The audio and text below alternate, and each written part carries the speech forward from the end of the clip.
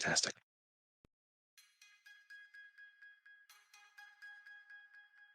In the dark and quiet of a lonely bay, a few mechs sit in gantries and hangars, the train still sparking and sputtering, the only illumination present, the brief clatter and scatter of sparks as they weld armor plates.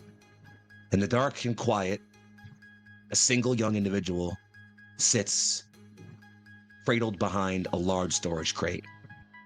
Her breath, hitched and held against her own mouth, is quiet. She barely saw one single moment of the intruders who broke into the camp. But in that moment, she saw them murder 3 of the people she had been calling friends for a very long time. Thus, Psyche hides quietly as the door slowly opens on its auto pistons, shifting quiet a moment after. She hears footsteps and holds her breath. They get closer. She bites on her finger. They get closer. She closes her eyes. She's a click of a rifle, and then a hitch, and a choke, and a strangle. She looks up as a large, massive, muscled arm wrenches itself around the neck of the intruder, strangling him of all life, slowly, before he falls to the floor. Behind the dead assassin is Brayden, another hefted over his shoulder. Your sister is looking for you.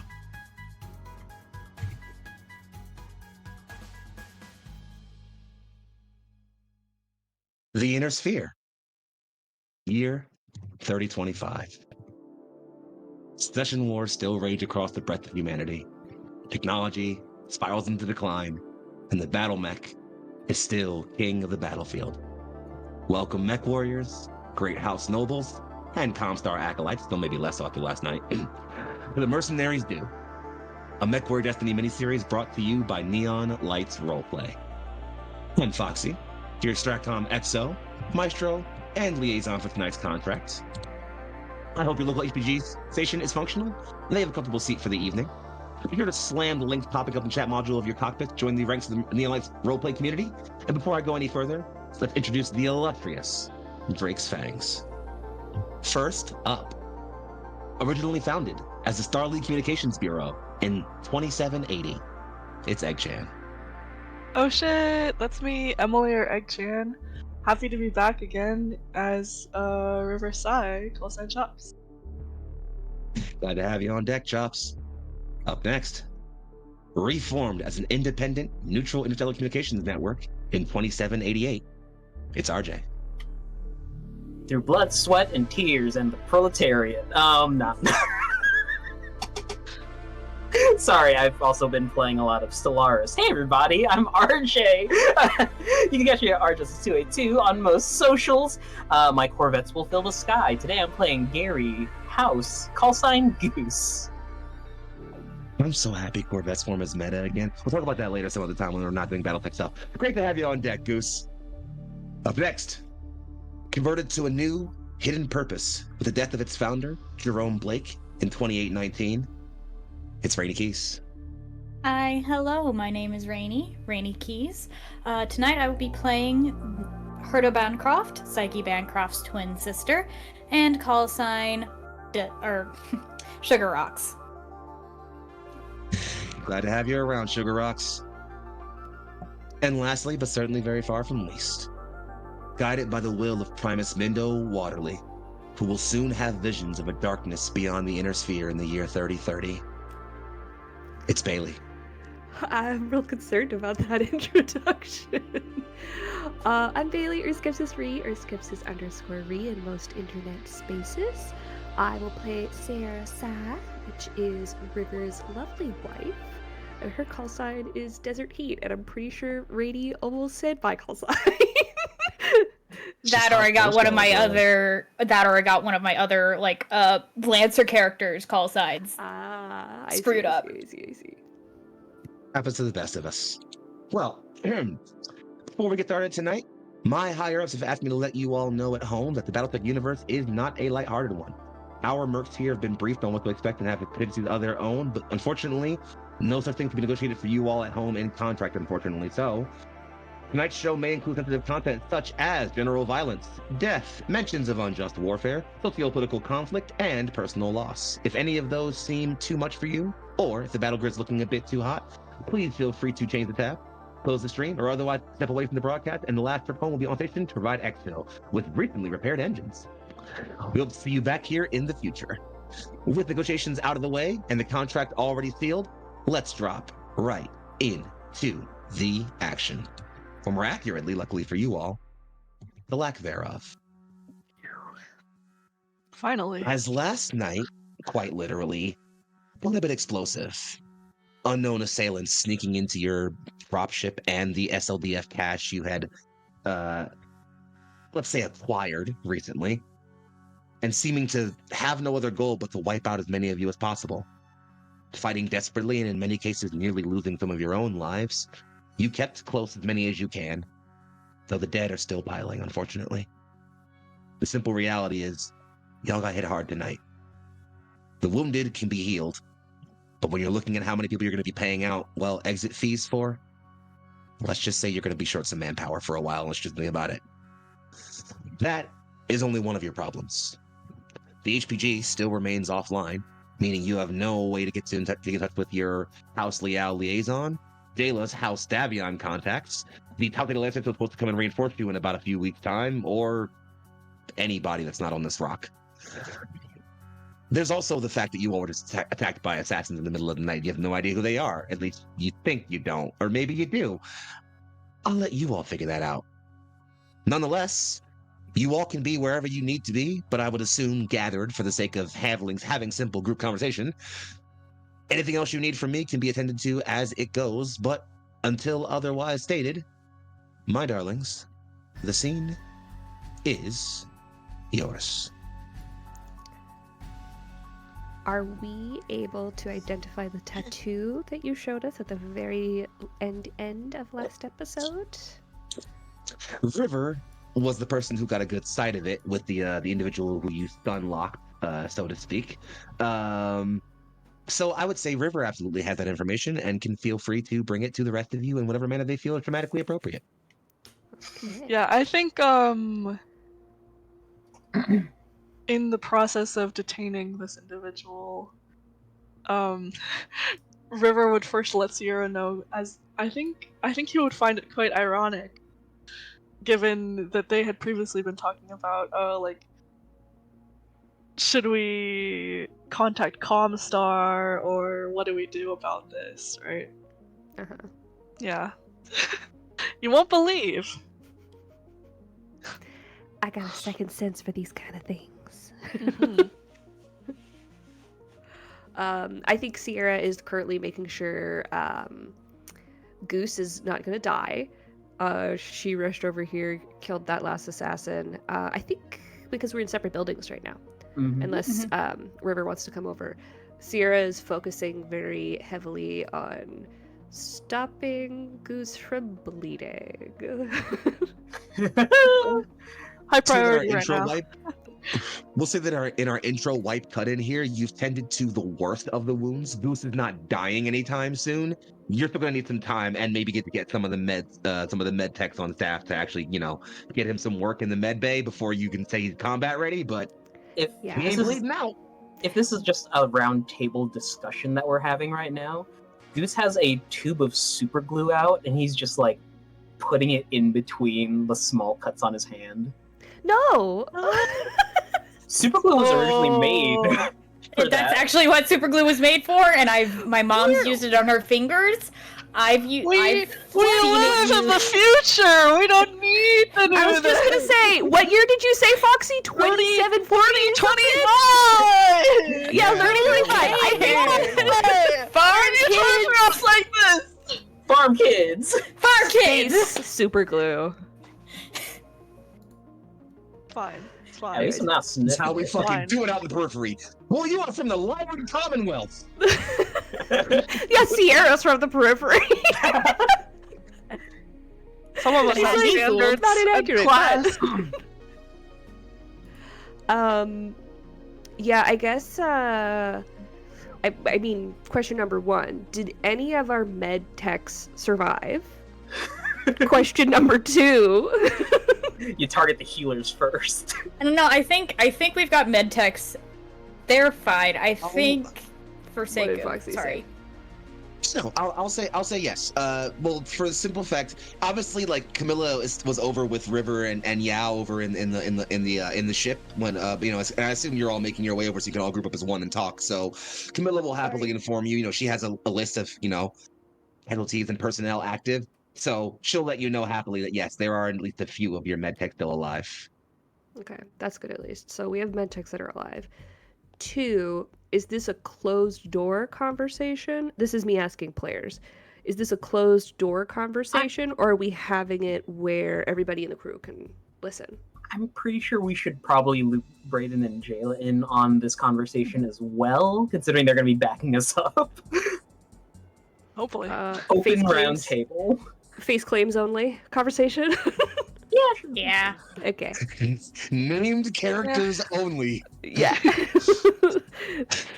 Stopping the little random Aztecs in the hallway, just being like, "Excuse me, what's your name? You don't know?" 27. Get back over there. I'm Jerry. Oh, sorry, Jerry. Jericho. You're no Jericho. What's her name? Because I like Jerry. Where's Jericho? Is Jericho okay? Yes, Jericho was also huddling not too far from where Yao ended up after the sprint towards the comm depot. He stayed the night, huh? Even though he lives around here somewhere. You all hired him. He works for you now. Like He officially stays with us. Yes. Sorry that your first day on the job kind of fucking sucks, but Leon It's like Kennedy. day 12, but yeah, not a great first 2 weeks. I'll give you that much. They can't all be stellar, right? Can't be stellar. We're on the ground.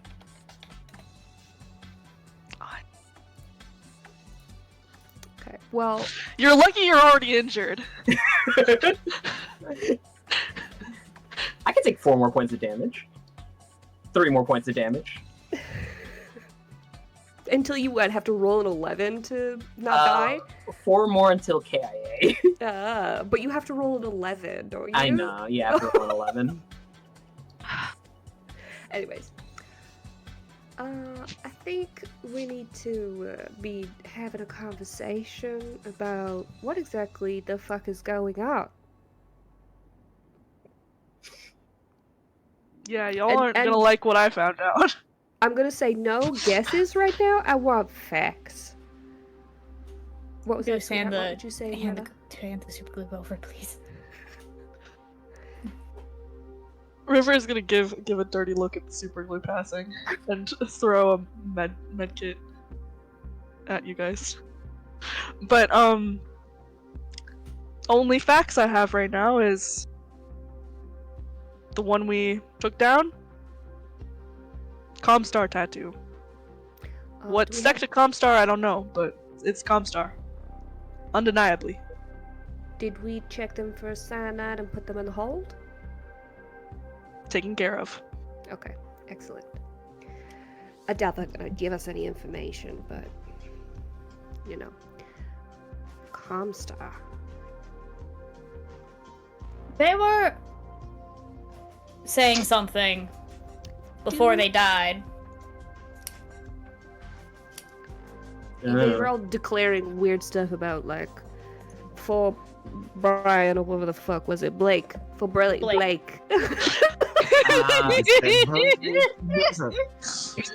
I'm pretty sure the last guy said, "Whoa, you broke my neck." Well, it looks like you did cut that man almost in half in that window, so it said Silver 2 to his name in the name of Blake. So Whatever that may mean. Can I do some basically, what I'm trying to get at is that probably tells us what sect of Comstar they are, because not all Comstar does that weird hoobily. Yeah, I was gonna. I mean, I didn't know any sect of Comstar did that weird shit, but Here we are. I was Yeah, gonna that's ask if the we had any thing. kind of history of knowing Comstar did any So- of this, or I'll allow. There isn't a history skill in this game, is there? And if there is, I don't think any of you idiots have it, do you? No. I have No. streetwise and knowledge underworld. Ooh. Not helping here. I'll There's- just let this be standard int checks. This is not going to be difficult. You're going to get info no matter what you roll here. So it's going to be standard double int. So 2d6 plus double your int. I'm going to roll. I'm even going to roll easy difficulty for this one. So just 2d6. You gotta be here. My dumb sweet boy. I got a 10. Oh, are we all rolling? Okay. Yeah, please go ahead. I'll give out info based on what you guys roll. Radical. I got a I 6. think I have a 10. A 6. Okay. Double 6, ones. 10. A 4. 15. I rolled Ah. snake eyes. All right, This is for and your my int double is 2. All right, I rolled snake eyes. My int double is Okay, so- 4, so. So, My double is 8, bitches. Gerda, Read a What? button. What a smart. you Gerda, you hear Comstar and your first thought is the fucking phone company? Like, Yeah, it's like something like, Like- tell us? What? which is like, let me clarify, that's not you being incorrect or wrong, as Brayden, who is standing beside you with Psyche is slowly in tow, so you know Psyche is okay, here's like, you mentioned the Comstar tattoo and is like, impossible. So like, you're like, okay, wait, the phone company sent ninjas after us? What the fuck? Is not like idiocy or stupidity on your part, because all you know of Comstar is what basically any other person in the Inner knows. Comstar is a fully neutral entity which maintains the communication of all the HPG networks across the entirety of the Inner Sphere. They are also sort of technically the last tiny remnant of what would have been the Starleague government. They were a comms bureau. Any case, Goose, you similarly are like, okay, right, the phone guys, that's a bit weird. I don't really know what's happening with that, but you recall again the couple of guys you scrapped with and murdered, and you hear that you that phrase, that by the word of Blake, you're corroborating that. At least one person who you scrapped with mentioned something about Blake or something else like that. So that's sounding familiar. And you swear that there's like at least that's triggering something, and you're like, they mentioned something about the academy maybe once. I might not have been listening, but it definitely, that's a familiar name that people should probably maybe know. I just maybe don't. I saw a bird that day. Nice looking bird, huh? Was it an interesting bird at least? This is an Yeah. interesting looking bird. More interesting than a lecture. Sierra, dearest Sierra, you have been an independent merc for a bit, so you've had a bit more time traveling, not just like around the Inner Sphere, but specifically because of that much traveling, you've been on quite a few jump ships. You've also probably been to a few HPGs, and you've even probably been to a few like stations that have HPGs on them, and so you've seen a couple of Comstar adepts or acolytes doing their work, and usually they're just, folk going around doing repair and maintaining of machinery and things like that. You do notice that sometimes they're have like a robed guy with them who has these weird scrolls on his shoulders that look like they have mathematics symbols that you've never seen before on them, and he does some weird mumbling and chanting before they do all their tech work, and it doesn't make a lot of sense to you, but Comstar doesn't make sense to Fucking anybody, wizards? so you didn't think about it too hard. They're fucking They wouldn't actually, tech wizards. Tech wizards. no actual magic happened. You're 100% certain of that, but a guy did mumble some weird stuff and light a candle before they did some tech shit, so River. It's a Catholic church service for tech. Sorry. River, you knew a guy. His name escapes you. It's been a while, but back in the garrison forces, one of the cadets who was training with you for a bit, I guess one of the privates training with you for a little bit, ended up leaving. He used to go AWOL. It wasn't like anything like that, but he, retired his honors, stepped down from volunteering for duty, and, joined the Order. He joined Comstar. And you remember some of his, talks he would have with you before he left, and most primarily in that is a very, very brief history of Comstar's organization. They were originally founded at Starleague Communications Bureau. In the aftermath of the Starleague's sort of collapse, they were reformed as Comstar with one man named Jerome Blake at their head. You don't really know anything about Blake other than he was in the Starleague government back when it was around, except that anyone in Comstar treats him like he's basically a saint. It's deific, the way they view him, the way they talk about him. And you get it right that not all Comstar agents really act the same way as far as like, there are certainly sects and sections of Comstar, different, groups devoted to different tasks. But there are definitely, and I think you're old enough, River, that you've even seen a notable shift in how many folks in Comstar seem to be down with the whole Holy Blake ideology, to the point where in more recent years, it's just about all of them. Now, so you were spot on with the Catholic analogy, right? no, Ew! Ugh! now, that's the thing All that's right. really not flagging any of you guys, is why the fuck does Comstar have ninja assassins, and why are they here trying to kill us? That's the thing you're really not drawing a bead on. Just yet, at least. I mean, it makes sense that it's to do with the tech that we found, but... Yeah. Perfectly explains that HPG going out. Yes, Goose? Why would the holophone company send ninja assassins after us? Because they're a crazy cult now? Following now. I'm following now. Okay. Yeah. Jayla actually It's pipes an on. issue of neutrality. Right? Go So ahead. go ahead, please, River. No, River, please. No, go ahead. I'm pondering. Jayla just says, Jayla just kind of like rubs her head a bit and just like, but why? I'm simply not. She just seems really like confused. Like this is clearly throwing her for a loop right now. Have you ever... Oh. Are you a history reader at all? Are you asking Jayla? Before she responds to it. Okay. Before she responds, River, did you have a thing? Oh, well... Oh, no, she can respond first.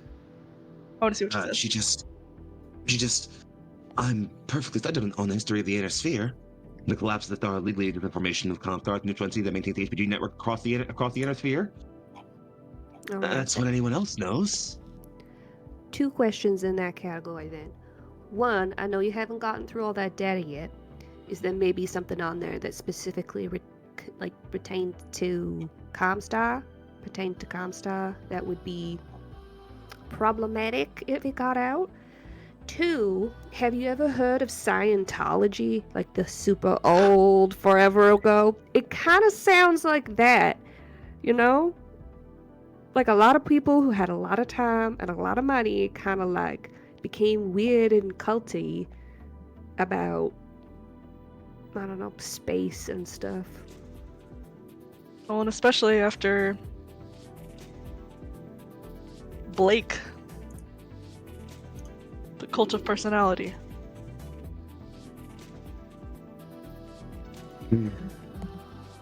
But While the records are scarce, they do point to a notable shift in the nature of Comstar's ideology upon the enshrining of Primus Conrad Toyama, who succeeded the late Jerome Blake. Ah, I see. Is there like a search function in your tech situation over there so you could like key phrase look up Comstar or something? The memory core is still currently encoded. I would need to crack it first before I could do that. I see. Okay. I ain't smart. Not by a long shot. But perhaps, because we didn't get around to actually sending anything out because, well, we can't get anything out. Accessing, like, getting the core. Could that have tripped things? I mean, surely they were listening the whole time. Yeah, they probably aren't above bugging everything. You know? I mean, they run the service, right? They, you know, But they can just listen. but it went down before Yeah, Jayla got the core, like, out, though. but not before we finished the fight. So, if they're aware what was here to begin with, and the pirates weren't a threat because they didn't have Jayla's technical prowess to actually get into it and access that, maybe they don't care about the mechs in general. War is war, they don't have to participate in it, right?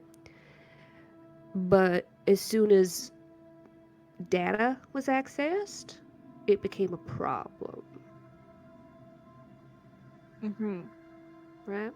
And like we were discussing earlier, darling, issues of who controls this knowledge. Hmm. What that means exactly. It's not a problem if it doesn't exist anymore. If it's just gone. Yeah, or under lock and key.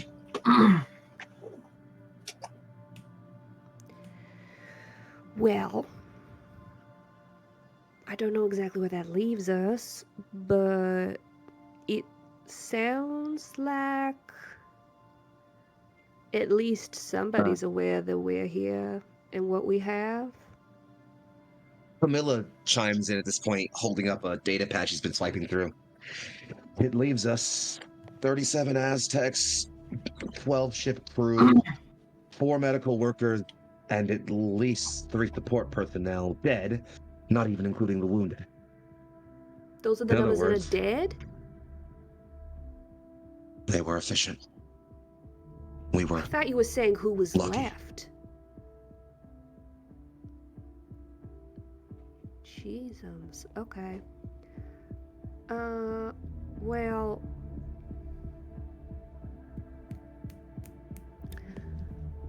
I don't know. Is this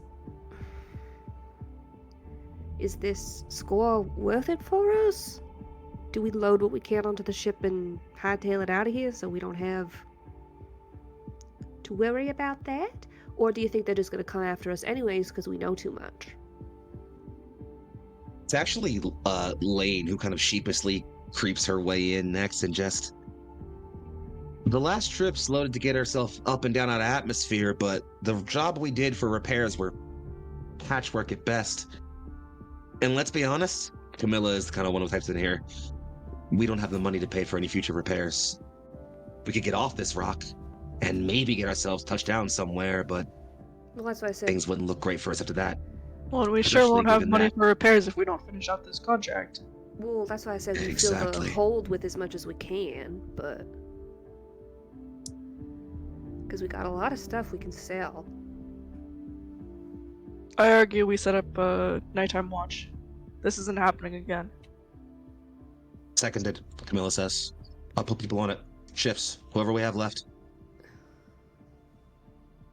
I bitch in too. You heal first, Yeah, then no. I'll see what I can do. That Agreed. part. Yes, ma'am. I'm sorry, did you just say that part? That part. Yes, I did. This fucking kid! Wow. Unbelievable. Give me like a flashback. I'm sorry. I'm sorry. No, that's great. It was great. I loved it. I'm so sorry. I'm so sorry. Going back into the scene now. That was totally on me. That was totally on me. It's Yao who actually kind of seems to pick up then next a little and just Sierra doesn't have the worst concept though. Even if we can only load up our spare bay and our cargo hold with a couple extra mech spare parts and whatever we can get from out of this, it'll sell. Probably enough to get the last trip fixed. It's Jericho who comes in behind him, almost kind of over his shoulder. Suppose that makes enough sense, but if y'all are this short of crew, you're gonna need the manpower to get yourselves, well, properly loaded up. Otherwise, you'll be stuck here loading for weeks. And, call me crazy if I think the weirdo tech cult guys aren't gonna give you a week. I was also considering that it doesn't matter if we leave, they could just follow us anyways. This is No. Comstar we're dealing with, Camilla says, sort of.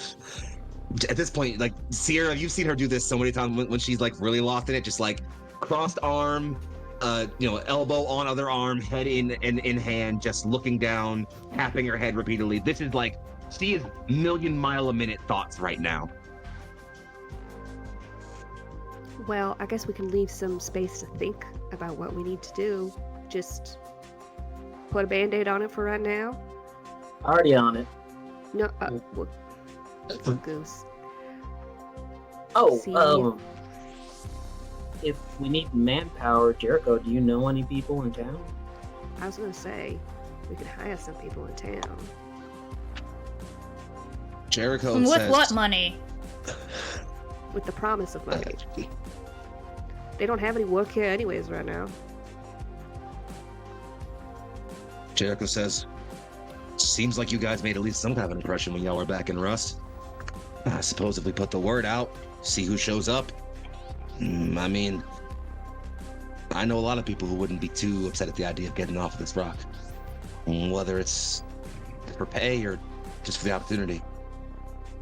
I It's on mean, you all to convince them, though. there sure are spots open. Yeah, I was gonna say, So- that was kind of how it was back home where I'm from, too. Some people just want to jump on a ship because they can. Doesn't matter where you're going. Not like we don't have beds. It's far from a horrible plan. But, and she kind of looks at you, River, and puts a hand on your shoulder, kind of feeling like that, like weight you're feeling. For now, we bury our dead. And rest. Indeed.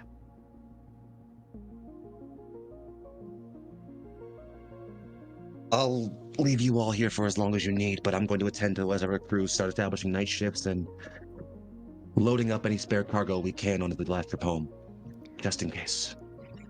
I'll look over next of kin contacts and preferences for burial or whatever it is they put in their documents. Sierra, you know she usually fights you on this as, like, administrative work is her job as the XO, so, like, stay out of my shit, basically, stay in your cockpit, Mechwarrior, but she sighs really hard and just, it would be a helpful reprieve. Thank you. Of course. I think also, Yeah. as reserved as Camilla is, I think Sierra has seen a lot more death than her and is a little bit more desensitized to it. So it's potentially harder for her mentally. Makes perfect sense. I felt similarly. I don't think she's taking it very well, personally. I think she's just trying to put on a front. Kind of like the commander would. R.I.P. Rick, my guy, by the way. You Before guys we never got to continue- meet him. He would have been cool. Okay, well, I guess from there we figure out about going into town and stuff like that. And... Raiden steps forward for a little and just... Madam Amor, what will you be doing? This changes our directives. We could seek transport out of the system if we felt appropriate. Return to New Avalon. She kind of looks back and forth and just... I'm not certain. I feel like I've learned so many things about the world around me, and it's she kind of like slumped back a little bit. It's all a bit much. My only directive is to keep you safe. How did you guys get here? You don't have your own dropship. We were dropped off. We were, after our field research, supposed to be picked up by a unit of the Certus Fusiliers. At what time? Well, we were supposed to contact them when we were ready for exfil. Mm, I you're see. predetermined. I see. Jayla Well. says, We have an end of mission date upon which we are meant to be exfilled regardless of our terms, but that's not for another year and a half. Whew, well, our 1 month is probably better than that, so. Okay, well, no clear solution.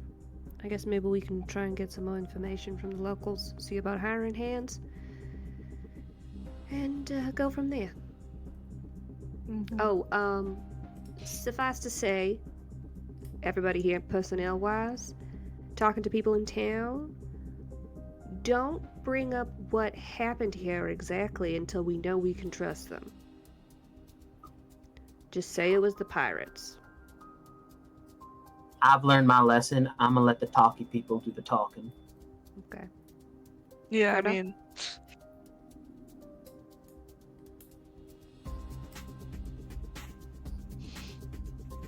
Speaking Heard of, us? you found knives. What? He was in the tank. He was. Oh. Lovely. oh, Did you hear me, What? Hoda, is what I'm asking. I mean, I have no intention of leaving this damn ship to go talk to people in a town just to give them the promise of money. So, you can go handle that.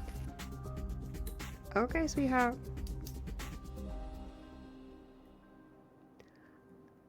I guess go deal with that. Get some paperwork, go find people, because I don't think Sarah's gonna drag everybody outside by herself. Probably her tack is to go to town, see about getting people to help with this problem of the pirates attacked us. We need to move some personnel and give them final rights. And then go from there in whether we want to ask them if they want to join the crew, essentially. Because I think that's a good baseline to figure out if somebody's potentially worth hiring. yeah, that or assisting loading. Yeah. Okay.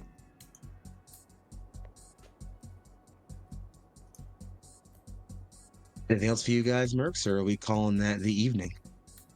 And thus the conversation.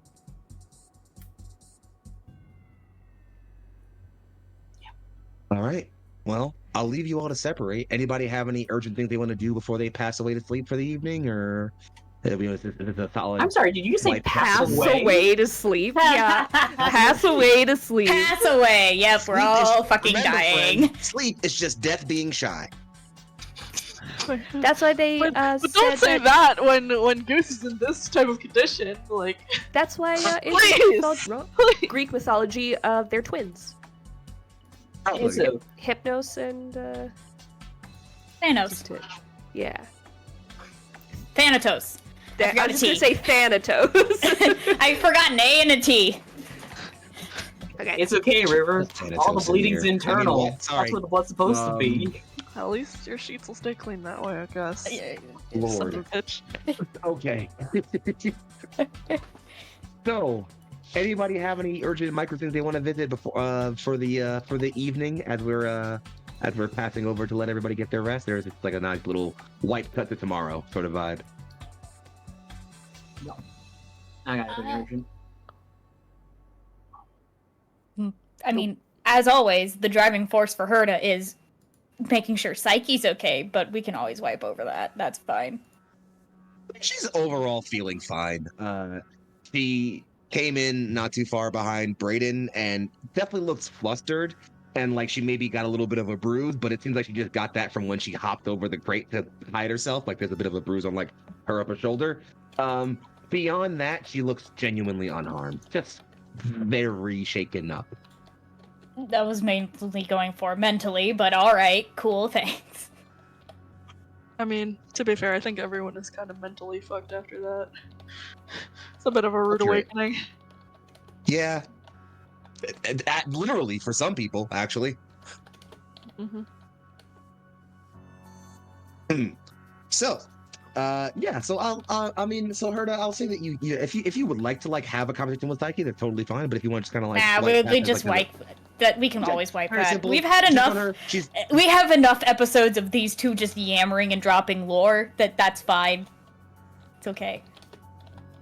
no argument here. So, with a bit of a slow time pass, you are all able to, spend the evening, though maybe much more tepidly, resting. You are not disturbed anymore. It feels a bit strange as you are starting to tuck yourselves in wherever you are and get comfortable again. You can see the first bits of sun ray slowly starting to creep over the crest of the mountain. It's been a long night, but you're mercs. You sleep when you got to. Just to add the icing on Goose's cake, the sunlight creeps through the blinds in his room and hits him right on the face as he's finally getting settled.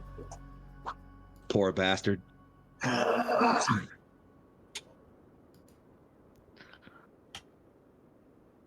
Nonetheless, the evening passes in general quiet. The morning awakens you all, and Jericho thankfully still has the pack rat on hand, so he can easily. It's got enough space to fit you all, and so can take you all into over to Rust and drop you all off if you want to do some moving around, some chatting, some investigating. Herda, it sounds like you're staying behind. Anything you got planned specifically? Not really. She could stay behind in the pack rat just so she goes with people. She's just not really, like... Well, it's up to you. Whatever you like. You're welcome to stay behind on the ship or at the base or go in the pack rat or whatever you feel like you want to do. You can hang out with so I can- Jayla. Yeah, I was gonna Also an say option. Goose would also, if Herda was staying behind, would stay behind on base to heal. We could let River and Sierra have a little date night on the town. You know what? We should let them have a little date night on the Work town. date. Leave the two terrible talkers Let's behind, go. as always.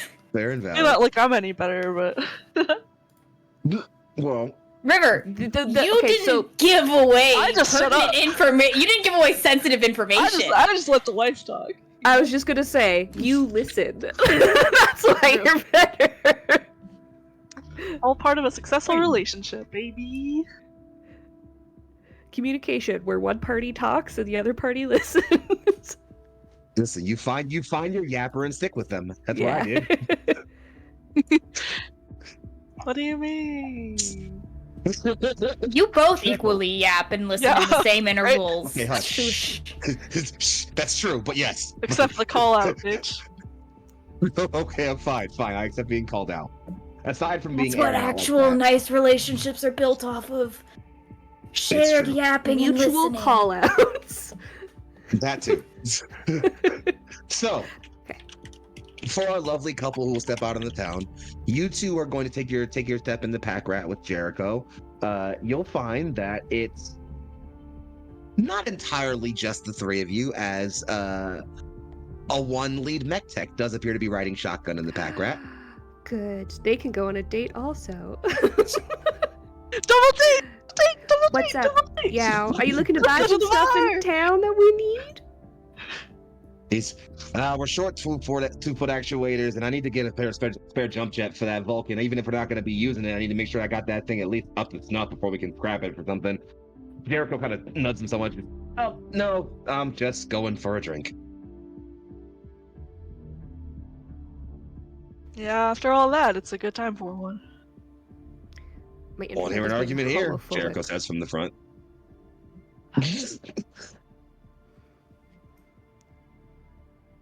So as you all load up and make yourselves available about the town, Goose, that leaves you mostly in the med bay to heal, and you're solid enough after a night of healing that you can get up and move around the ship if you feel like you want to. You probably aren't going too far. I wouldn't take on the cold right now, frankly, but You have said things to Goose Oh no. that you should have never said.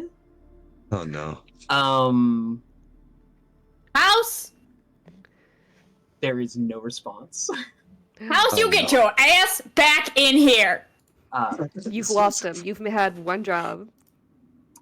For the viewers and for the sake of saying... Sorry for where- interrupting. It's fine. Gary is...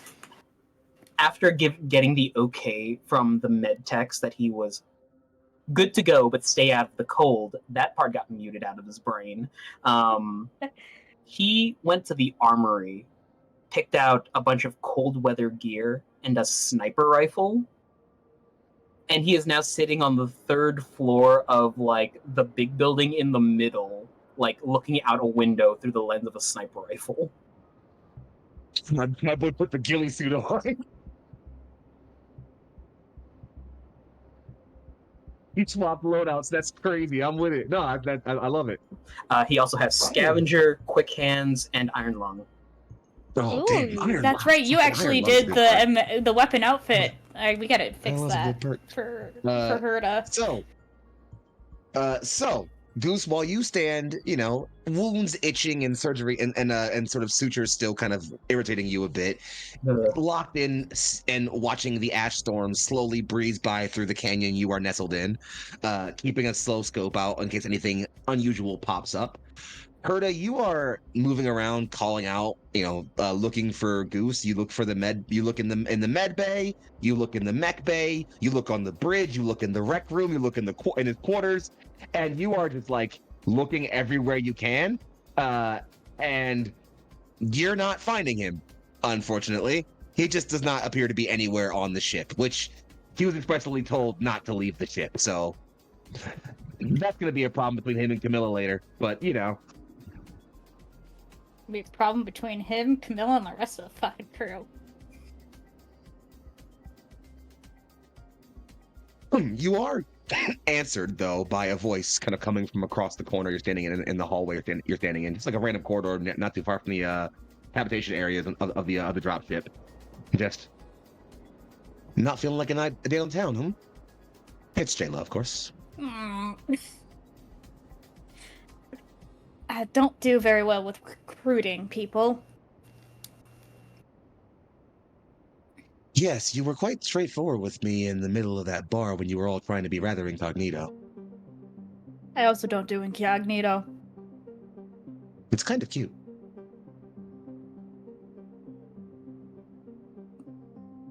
Thanks. She, comes forward and just almost understand me. On New Avalon, there is a planet so far from the battlefield, but so close to it at the same time. The Davians, the Hassocks, the Rugers, 1,000 different families and 1,000 more constantly snapping at each other for power and control. A den of vipers, each of which fanged and envenomed. No one is ever honest. Even a scientist can tell that. So I've come to value people who are not good at lying.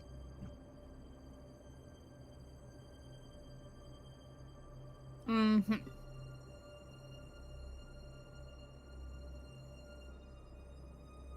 She chuckles a little. Something is troubling you. I'm just gonna go down that. You turn, she spins, and is so you turn, she spins to the other side of the wall, so she's now leaning with her other shoulder to be in front of you again, and No. Oh no.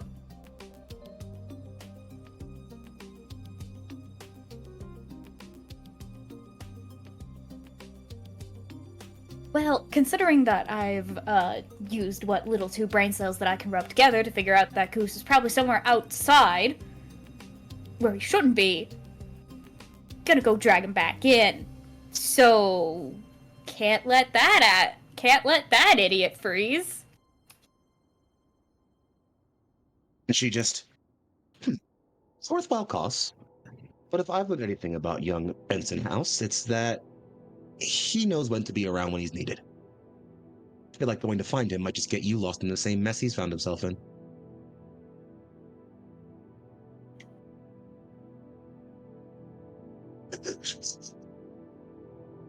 It's a pan over to Goose laying down on the floor, looking out the window in utter silence. No music playing at all. That is concerning. That is just concerning. Goose with no music? He's locked too far in. Now you'll find out the real reason he got kicked out of the academy. Wait, is he secretly bloodthirsty? Because I pegged that from day one.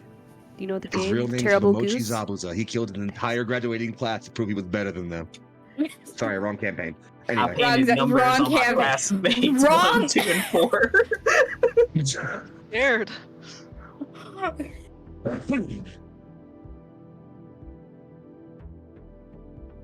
She kind of looks you up and down for a little, Herda. Kind of like trying to get a sense of like your posture a little and just. You're avoiding me.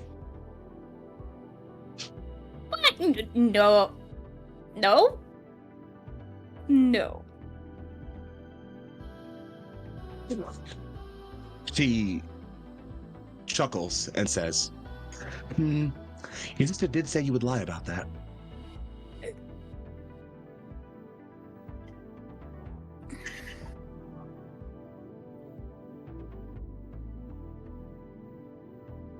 Can't hear you, Bailey.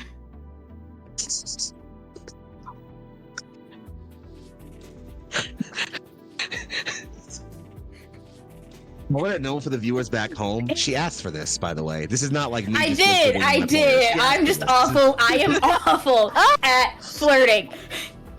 So unfortunately, Herda's like a trash fire in and of itself, and just. All right, you did speak with Psyche. Okay, that's great. He found me in the middle of my encoding before I took a break and asked if I could check on you. I asked why, and she said that she was pretty certain you were avoiding me. I said why, and she said, I'm not sure, but I'm sure if you bring it up, she'll lie about it. That makes it 3 for 3.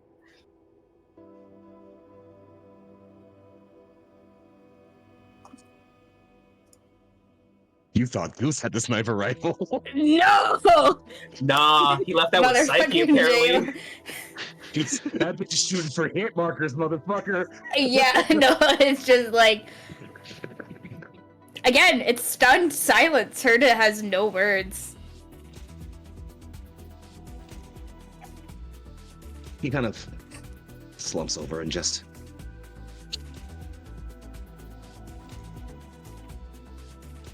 Why don't we go outside?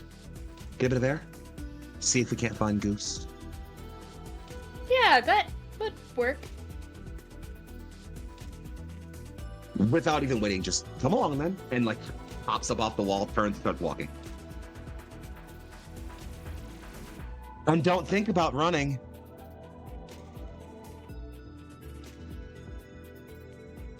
What are you get? What is Brayden gonna stop me? And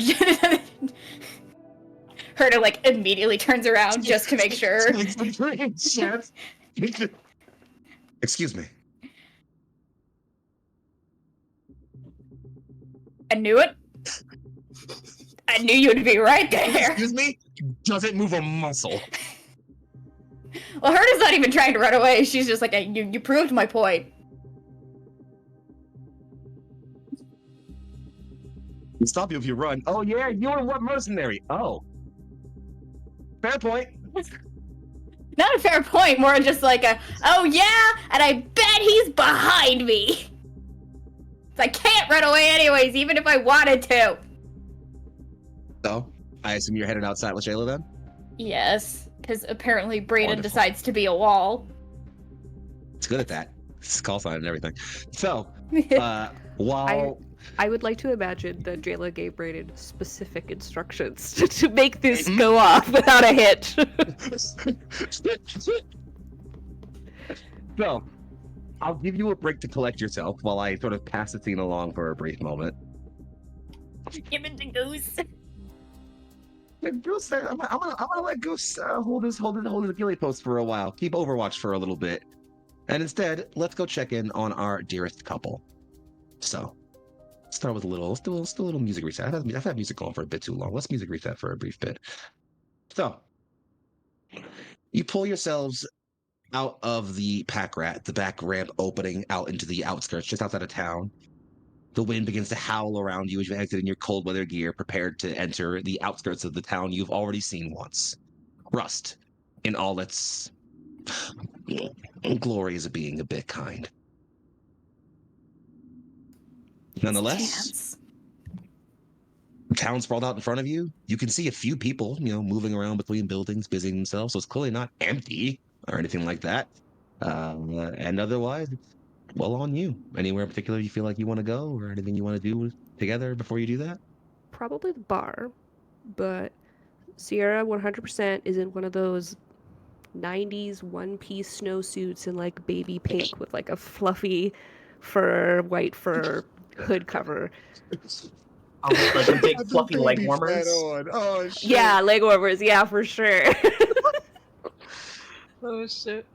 Sierra out here being a 90s, like, winter Barbie. Yeah, for sure. I think So cute. there's also the very, very southern touch of having those like draped fringe, beaded fringe on the back of it, like you would see somebody who has Oh. exactly that. Moxie who sent a picture. Exactly that. Perfect. Okay. To the bar, I guess. I'm here. I'm twinned. I'm locked in. I fuck with that. I mean, I mean, you do. there's not much else. Not many other places to go around here. Yeah, It's I think true. also It's not much of a town. we have a rapport with gosh, what's her name? I'm trying to remember. Marina. Marina. Yeah. Marina. Mm-hmm. We have a rapport with remember. Marina, so All right. Well, let me put you guys on the old Stratcom window for a brief bit so I can, have that one locked in for y'all, obviously. So we should have been there the whole time. Secondly, as you all step into the unnamed tavern, stuck in the middle of Rust, you find it an almost a mirror of the way you did the first time you entered here, slightly alive with the briefest pulse of motion and humanity all about it. A program is playing. You're pretty certain that exact same Solaris 7 fight y'all were catching the first time you got here. They probably just have a vid recorder of it or just running it whenever there's enough people in the bar.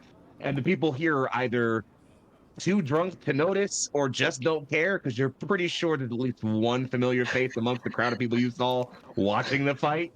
wouldn't they no also way. not get signal right now if the Even if Oh, they, yeah, even if tech they had an disturbers are outside down? network, Yeah. they wouldn't get it right now.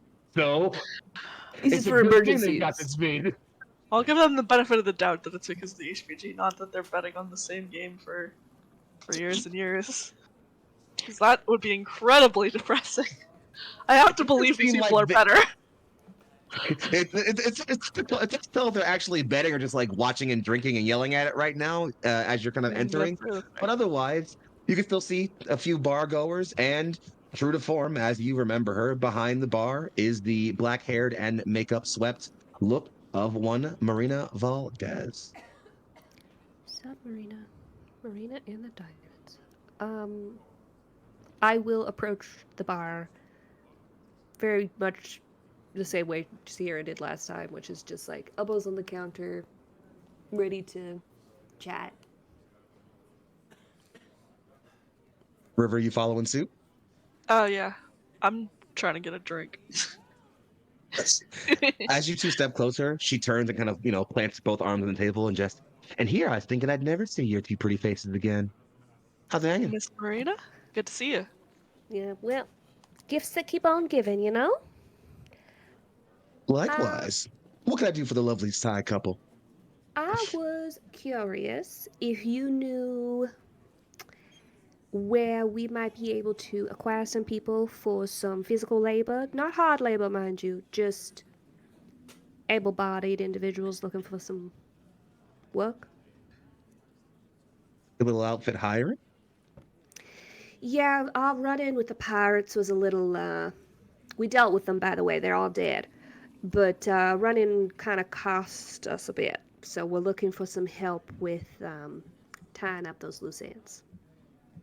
He takes a draw from her cigar and just wondering why Knives hadn't shortchanged me in a while. Yeah, he was in a unfortunate being stepped on accident.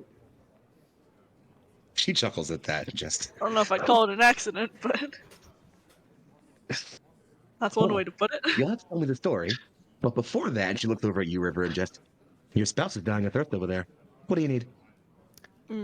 I mean, everybody has to be a little bit thirsty sometimes, but I wouldn't say I'm dying of thirst, but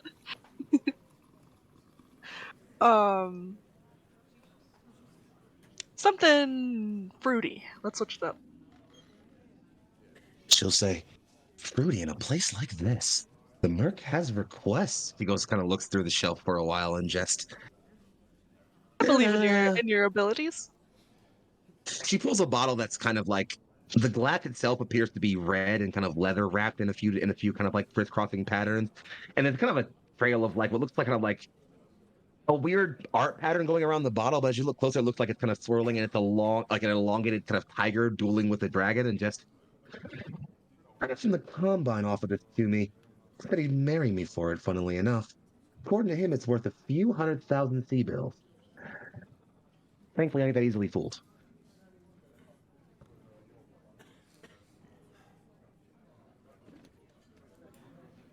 Oh, she pours you a glass, puts a little small, like kind of. It's not necessarily like a straw. It's kind of like a small, like glass rim decoration of some kind.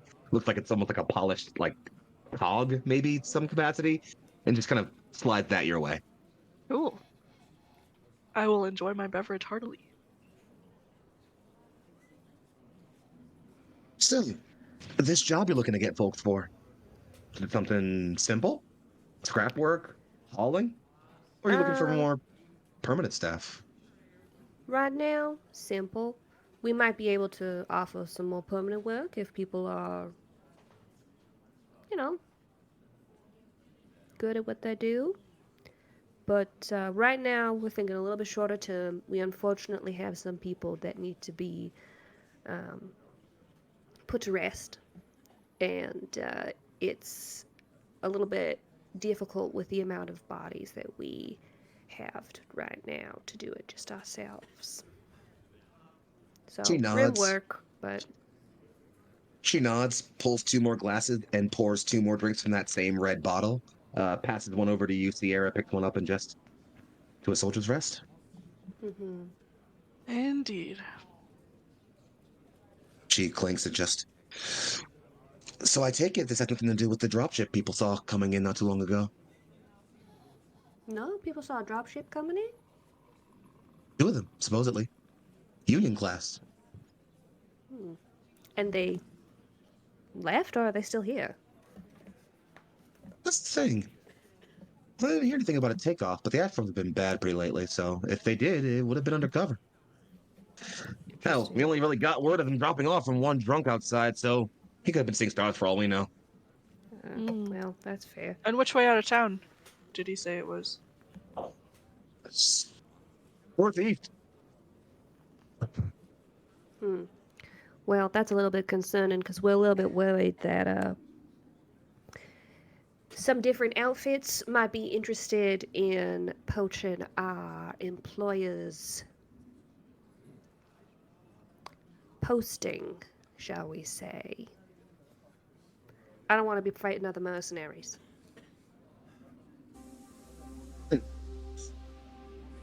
That's the kind of thing that I should be letting people you're hiring know about? Say an on-site danger? I mean, not unless they're, I don't know, I don't think so. It's just gonna be for the day to deal with this. Any say combat it's- we'd be taken care of. It's true. I can't say that there's any more danger than just being in a scrapyard would be with heavy machinery and whatnot. Speaking of, I'm curious. That scrapyard the pirates were holding down on. Anything worthwhile in there? Well, there's some good stuff. I'm not gonna lie about that. But we are supposed to be holding it for our employer until they're coming with the HPG down. We're gonna have to wait for that to happen on their time. Discretion it is then. I won't cry. Yeah. Well, also, I'm sure I have no problem with. We'll put in a good word to our employer when they land, in case they're looking for more people to do the actual scrapping part of it. She nods and just. There's a couple teams of old scrap workers who used to work out in the yards who drop by for after their shifts to get a couple of drinks in before they head home for the day. If you're lucky, you might catch them before they're too drunk to hear anything you're saying. You'll have to schmooze them, but they're your best bet. We're looking for like 15 to 20 people.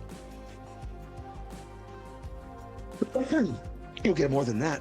It's a pretty big group. Oh, okay. Well, that's good. We'll deal with that then. Are they due in anytime soon this afternoon?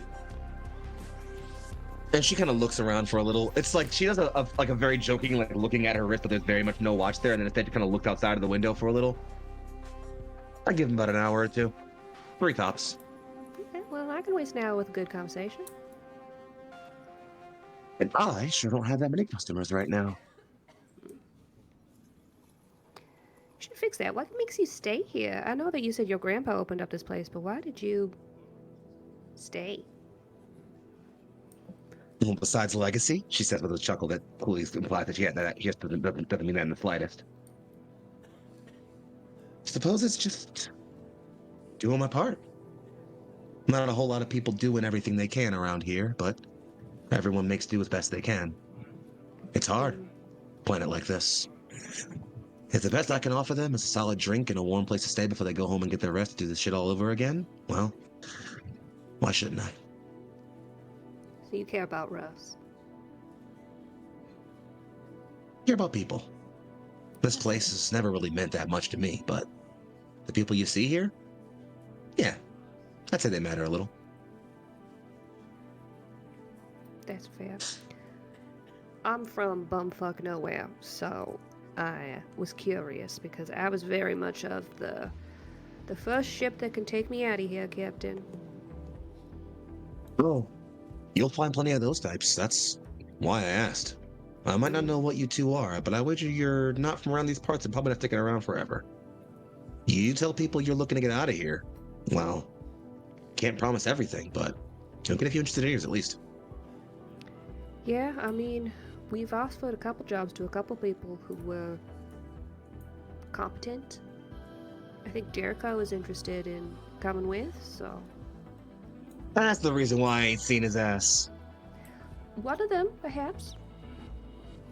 Oh? Let's just say that there's certain crew members that have certain preferences that are being met.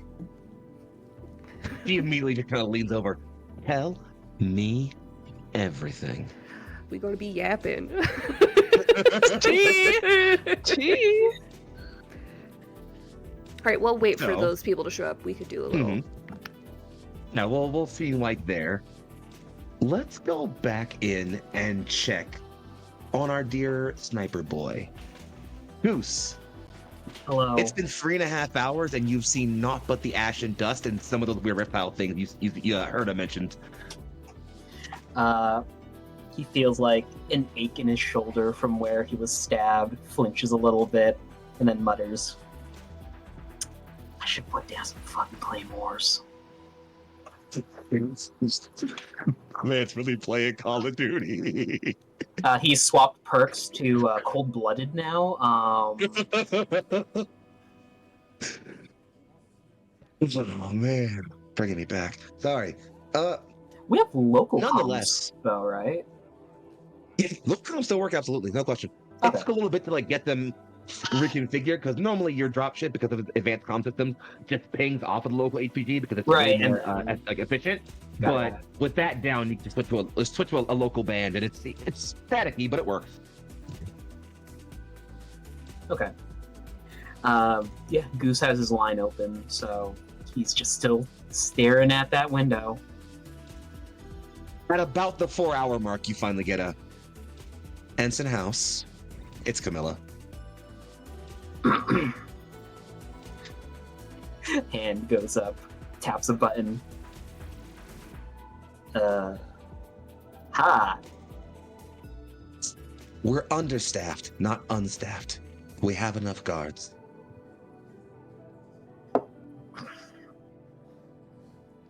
I ain't good with like technical work or like paperwork or like any real skilled labor, really. I just want to feel useful, Camilla. Good. That's something I think I need you to do. And I feel like it might be specifically useful for you. What will that be? Captain's quarters, please, Ensign. We'll discuss it there. All right, I will be there in 15. 5 if I take the window. Please don't take the window. 15 minutes it is. She cuts the line and lets you go back and lets you kind of move on. And RJ, I'll DM you in a moment to let you know what that's talked about because we're gonna keep that one a little bit vague for screen purposes. Uh-oh, SpaghettiOs. Juicy. Oh.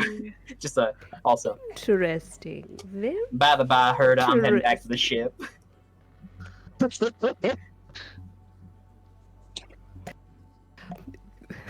Goose leaves a little note. Went back to the ship. So Herda and Jayla can walk around in the snow together. He actually leaves tracks going up to his perch.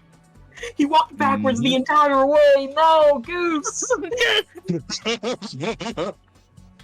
Phil, Listen. Camilla didn't tell him how he had to walk back to the ship. It's true. She just asked that he walk back to the ship. That's why it's going to take 15 minutes. Because Gotta it's leave walking the backwards. All right. Well, with enough mystery and plot points set up and some personal conversations to be had before things get a little bit interesting, why don't we take a bit of a moment to let our mech warriors refuel, defuel, prep their ammo racks, and get ready for what comes next, huh?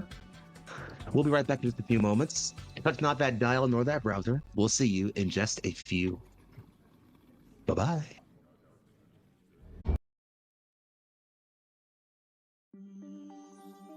We return to the cold, slow blowing of wind as an ash storm slowly passes along the canyon, nestled within, or within is nestled the Starleague cache. Outside of the spheroid shape of the last trip home, which bay is open to allow 2 individuals to step out into the cold air for a bit, Kayla sits, still clutched in the same jacket you offered to her the other night. Across from her is you, Herda, as she slowly waits for you to meet her at the bottom of the ramp.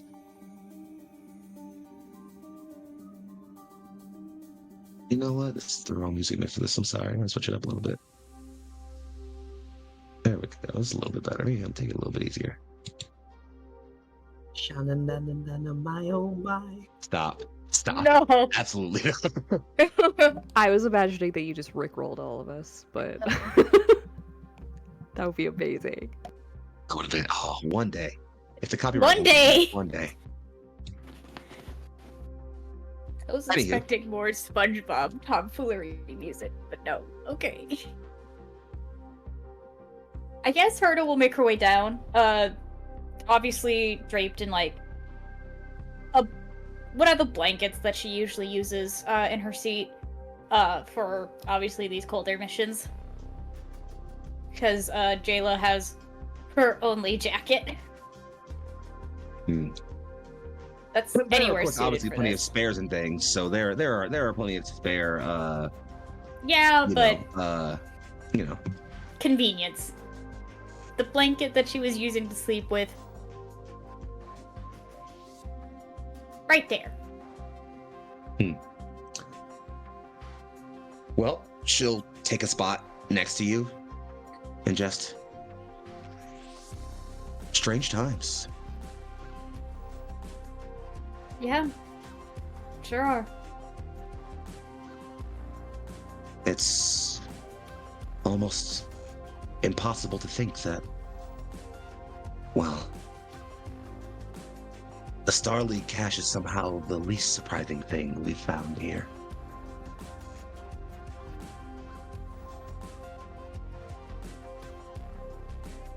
I mean, yeah, but that's a little above my pay grade to really worry about.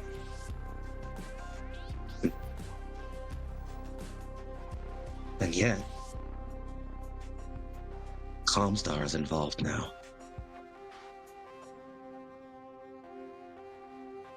I still think you pulling that out of wherever the hell you pulled that out of tripped something.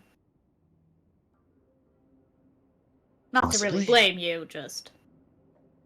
There were no failsafes. I checked 3 times for encrypting codes or any outgoing things, and nothing. No code transmissions. If the HPG went down, it's as if they were already here.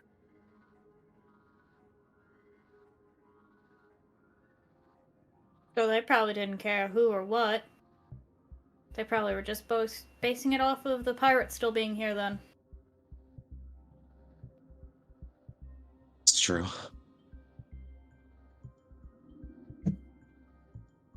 How are you dealing with all of this? I imagine this is no small consideration. Yes.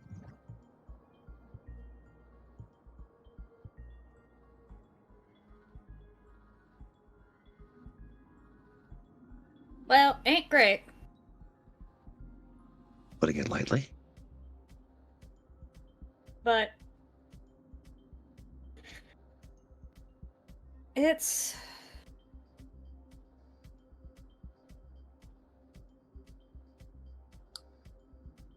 unfair, really. I mean, us that go out on the battlefield, we know that every single time we step out on that mech in our mechs, there's a good as gold chance that we don't come back. Mech or no mech with. Same for the soldiers that line up in those tanks, roll out in those helicopters, or just pound the ground with their feet.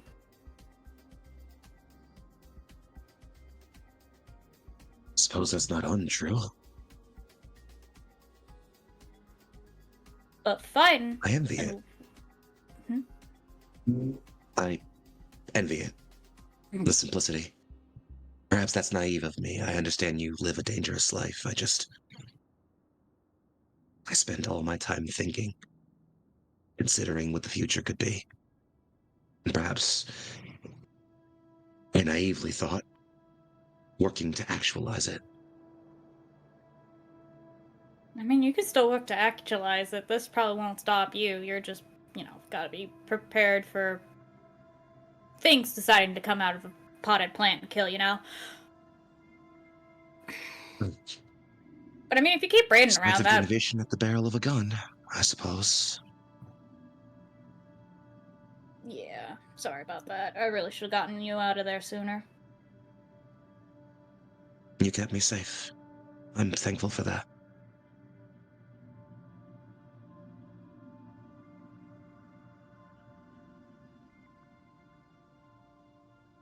And you're welcome.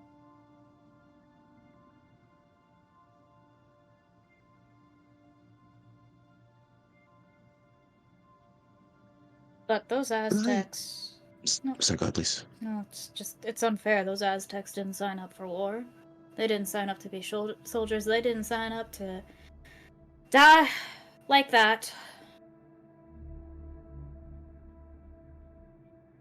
They Indeed. just signed up to fix our fucking nuclear machines and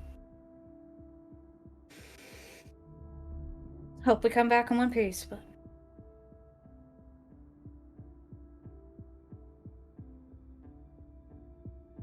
Anyway, you were gonna say something?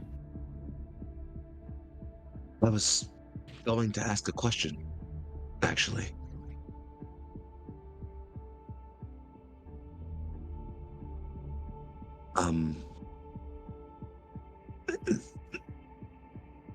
Why?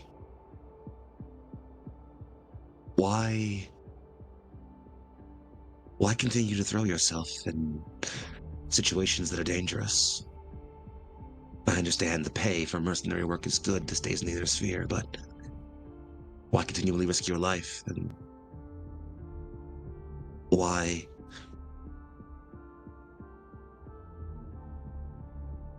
continue to believe,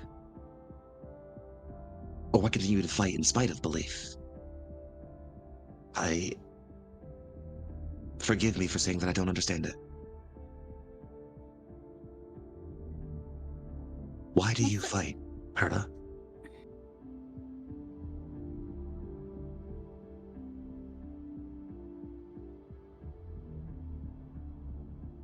Now that's a question I haven't been asked in ages. I'm a scientist, after all. First of all, I'm not going to be angry at you for not knowing. You're a scientist. Said it yourself.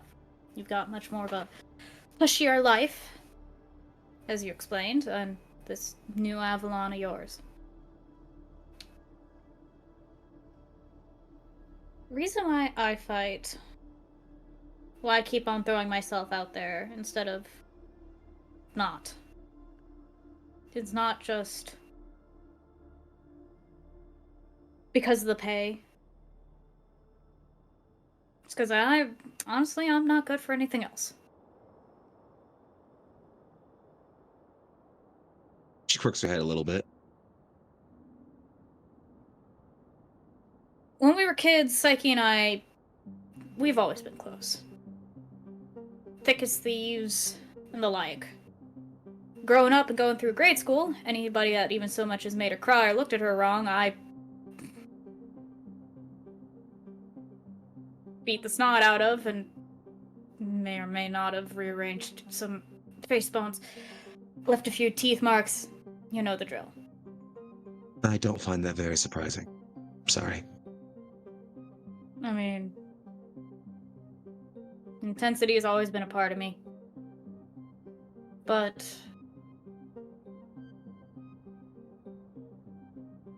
Cretans have their ways of looking at stuff and things, and the way Mom always described it to me, because I've wondered why I can't do anything like Psyche. Why I can't be as smart as her, why I can't do nothing right. It seems like Mom always told me that there's often different calls that people hear, and probably like her, and like my father, I heard the call of the warrior. Drums, the like. Out there on the battlefield, my head quiets. Pulse is clear in my ears, and everything just settles into place.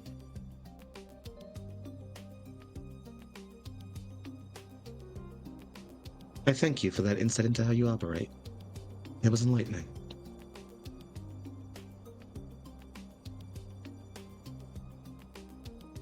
Surprised you haven't asked looks Brayden this out. question.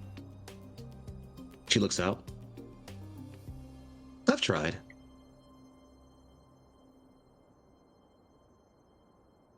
Tell you what, and she stands up, and I fluff the jacket somewhat. I'll be keeping this until we leave this rock.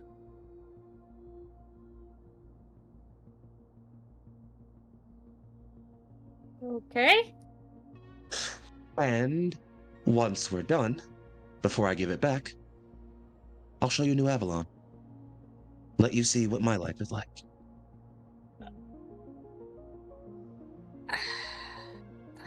I don't know if I can do that. Drake's Fangs, we've got the crew we've got, the lance we've got. I can't just leave them. I would say after anything else, you've earned at least a brief vacation. Assuming we all survive this, yes. Assumingly. I mean, you will probably be off the battlefield. You don't have to worry a nick of your pretty little head there, but...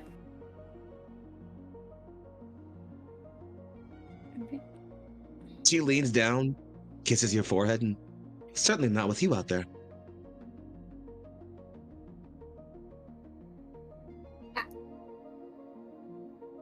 Now you're giving me too much credit, ma'am. Don't get cold. And she kind of turns and fluffs the jacket again and starts to walk away.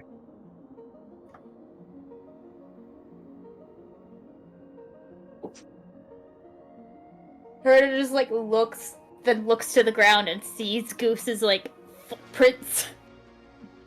Could I make this infinitely funnier? Please make it views? funny.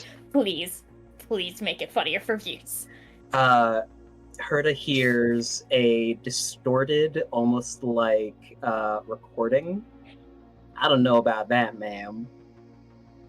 And Goose is standing like 5 feet off to the right with his like phone out, and he goes to a group chat that has Psyche and Brayden in it. No! He looks up at Herda, quirks an eyebrow, and you see his finger move and hit send. Herda still full body tackles you. Ah!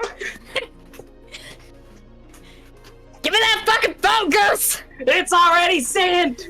Do with me what you will!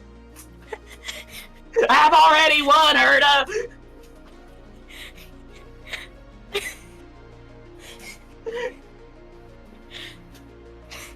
You little shit! And we just like cut off from the camera pan of Camille. There's a pause like, oh yeah, I'm heading to Camilla. Okay, yeah. Just like of Camilla just like probably opening the door to see what's the fucking holdup, and it's just Goose and Herda tussling in the fucking snow like fucking 5th graders. Not there I thought I'd find like this. Oh, hey, Miss Camille. Bruce, you still going about that errand I gave you?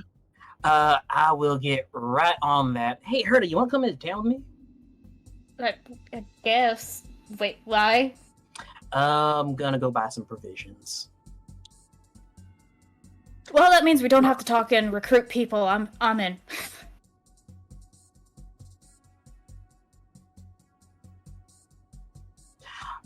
I need you to swear not to tell Sierra what we're about to do. What the fuck are we about to do? Hand on shoulder. Listen, Camille? it is Camilla! it is of the utmost importance you do not tell Sierra what to do. Last pistol to your head, ignition, like mech ready to blow. You swear. Camilla, for her part, just shakes her head and just, oh boy, mercenaries, and goes back inside. Okay, guess we're not again. Fine. I like that because Sierra doesn't really get angry. Are you guys just afraid of her being really disappointed in you? Yes! Yes! It's the parental disappointment! What the fuck? Anger I can take. That's fine. I can say I'm sorry.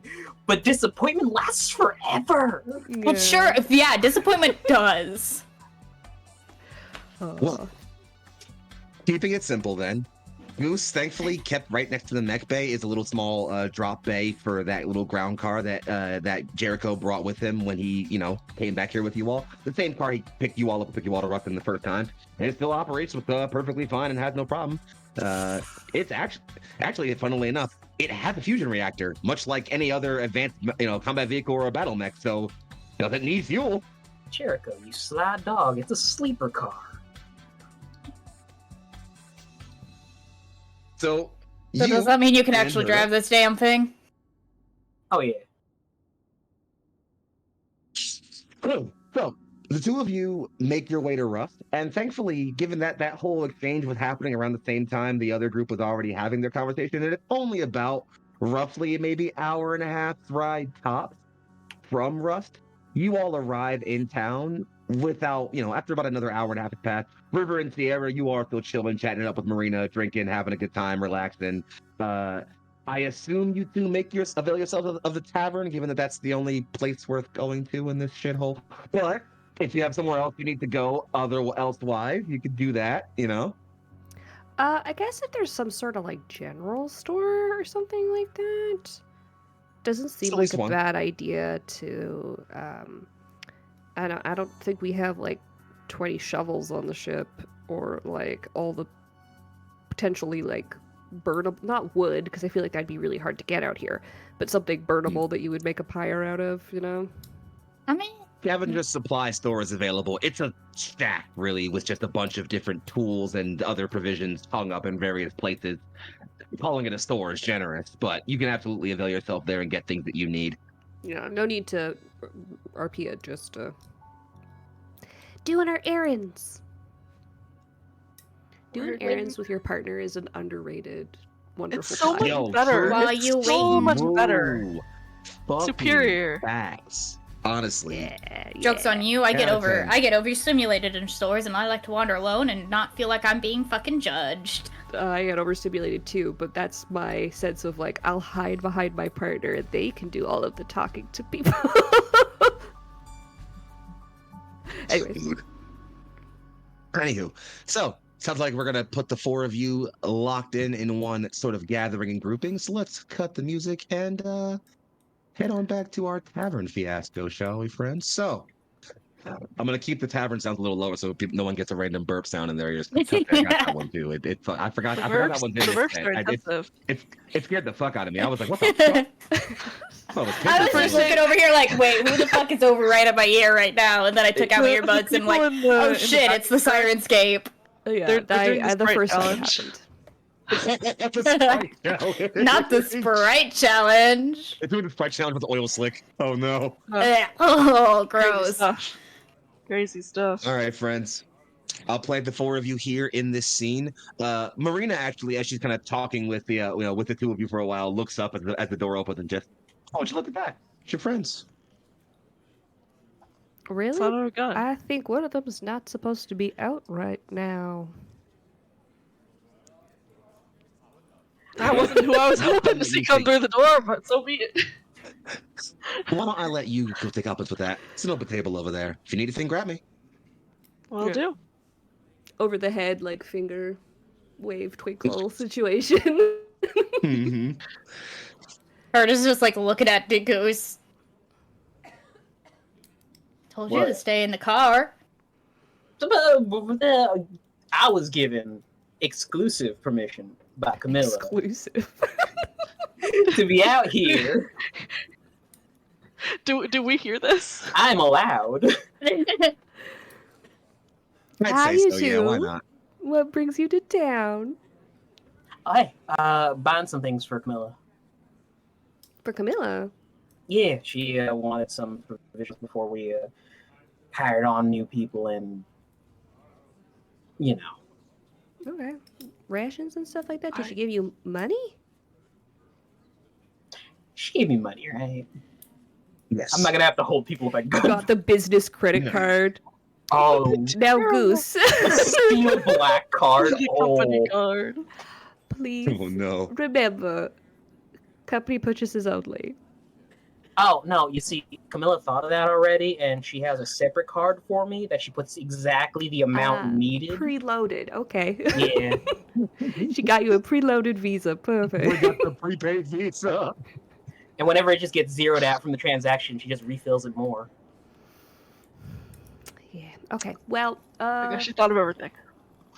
and you're just here to make sure Goose doesn't fall in the snow and die, Hoda? I'll have you know, I almost You're fell into allowed the to wheel speak, only sweetheart. No, I was just trying to imagine Goose actually falling down in the snow and dying, because someone probably does deserve to do that a little bit. I am in the other category of that. Don't joke like that after what just happened. Goodness. Sorry, is wrong with you? Dad. Sorry, Dad. But also at the same time, he was fucking hoarding shit. All right. Well, there's only one person in this room that's allowed to call River that, but let's continue. We're gonna be hiring some more people. Marina's gonna set somebody up to, I don't know, see about getting some people to come over to the ship to help out, and then we're gonna go from there. You can see her behind the bar already like moving a metal panel to pull out what look like some slightly shinier, rough-made cups, and she's kind of pulling out a few of them already. That's who could ask. Excuse me. And he'll rock up to the bar. River, do you mind Uh, keeping an eye on Goose? I'm gonna go to the store to get our other provisions. Do you want to come with her? Yeah, you're gonna need some hands. Thank you very much.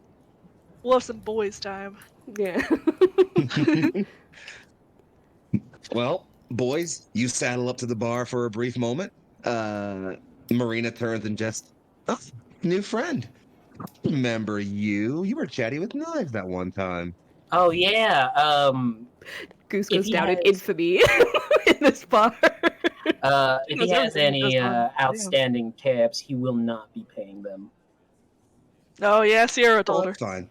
Oh, all right. As long as you know. I'm sorry. I didn't catch Miss Marina. Valdez, Marina's just fine.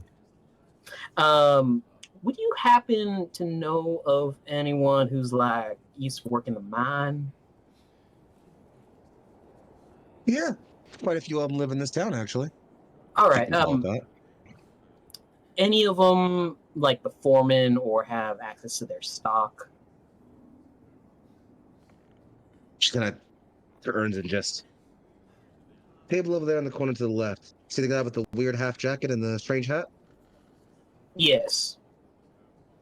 Owns a mine about 2 clicks or so to the west. Here he's got a good haul holding around. Stingy though. You'll have to work him. Thank you kindly. He fumbles at like a chest pocket and will like put down some notes as a tip. He takes the C-bill and with the C-bill and her 2 fingers just slides it on the corner of your face. Cute face more than enough. And then flicks your forehead. Oh, all right. Well then, wait, hold on. I have to come to grips with a couple of things as he walks away. Fucking just achievement, new kick unlocked. Shit! Damn it! Not again! I thought it was safe.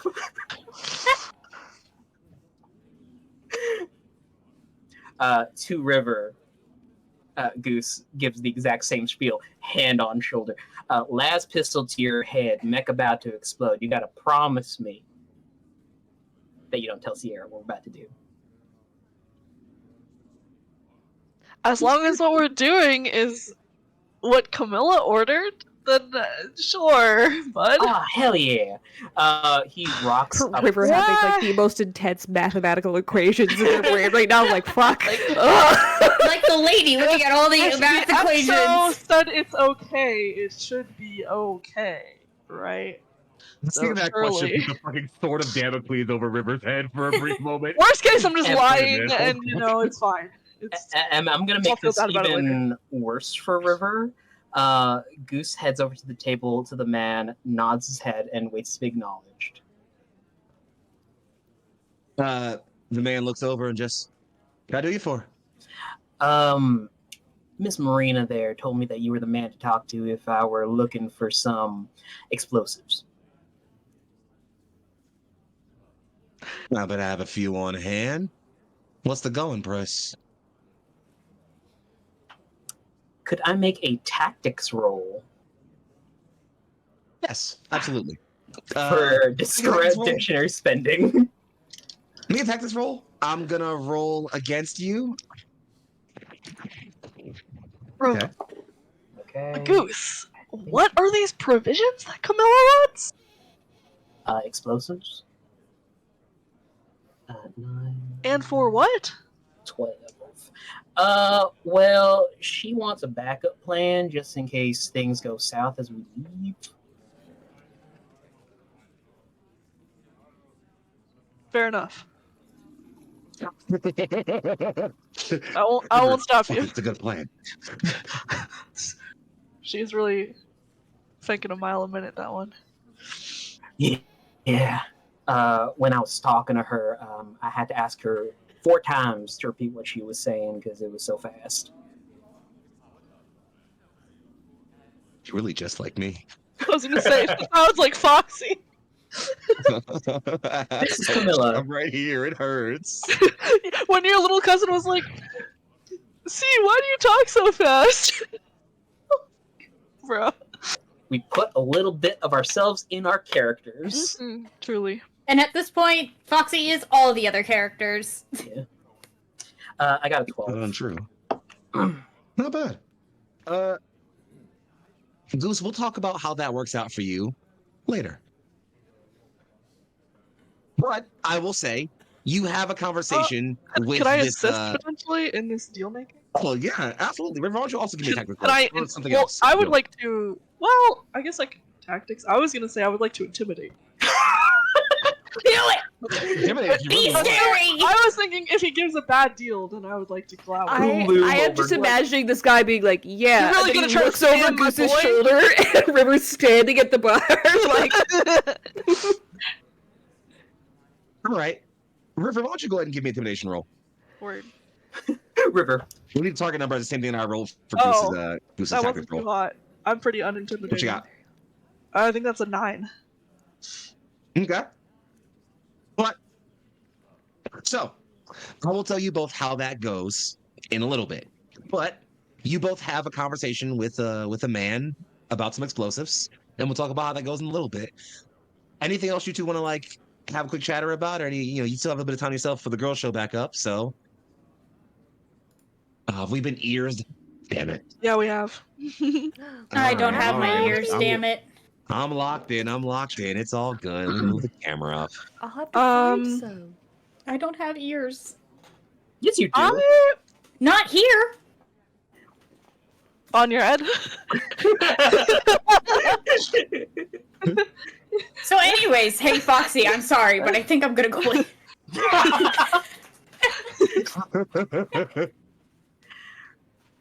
So They're in a bin somewhere. I'm not gonna get them out. That's fine. to River. Probably after talks have concluded. Bailey knows. Bailey knows. So, how are things? Hanging in. What about you? Healing up okay? Yeah, the med techs actually had to go over me twice because apparently super glue isn't chemically stable inside of those tanks. I could have told you that. I did tell you that. But You said no, don't do that, and then sighed as I passed the glue. I should text her to, because she too used the super glue. yeah, maybe do that. Well, as long as they got you taken care of. Yeah. How long do you think we're gonna stay on this rock? No offense. Well, Dealer. to the rock. I don't think it could take offense. I mean, shouldn't be more than a month, because that's when they're supposed to show back up, right? So hopefully sooner. But I'm not wagering on that. I'm just expecting it's gonna be a month. All right. We'll see. I Well, don't know. Might be a little bit sooner, given that those guys were here way too fast. Yeah, I hope, because it'll be a long month looking over our shoulders for more of them. But I don't want to get my hopes up. You've been at this for a while, right? A minute. It doesn't get easier, does it? River will pat your shoulder. It comes and goes. Comes and goes in waves. Some days it's easier. Some days it's not.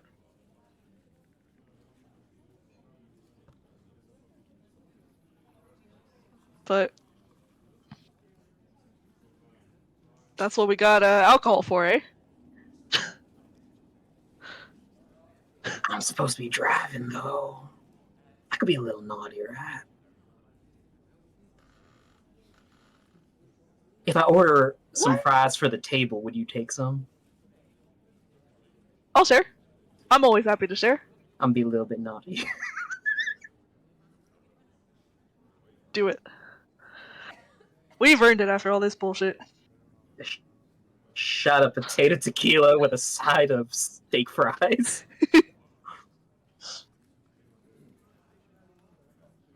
Well, I'll certainly allow you to do that. I think, much like River said, you've both earned it. So, while the boys share potatoes in various forms, let's quickly check in on our ladies. You I all, thought, let me actually shift up the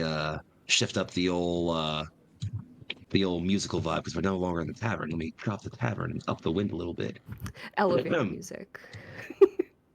So we'll keep this simple. We'll assume we'll skip the general RP of you all buying the supplies. We'll assume you even because Sierra is just such a charming person. We're even able to get the help of one of the workers at the store to even like carry them over to the bar or over to your ground car or to the pack rat for you all. So you don't have to worry about having to haul them anywhere. So we'll assume this is kind of on the walk back towards the unnamed tavern in the middle of Rust. The two of you, the ladies of the group, as it were, find yourselves with a moment to conversate. Conversate. Conversate. Commence. I wanted to check in with you. How are you doing lately? You've seemed a little on edge, I guess, for lack of a better term. I suppose on edge is usually my default. Yeah, I guess so in some regards. Maybe a little bit more than usual. Yeah.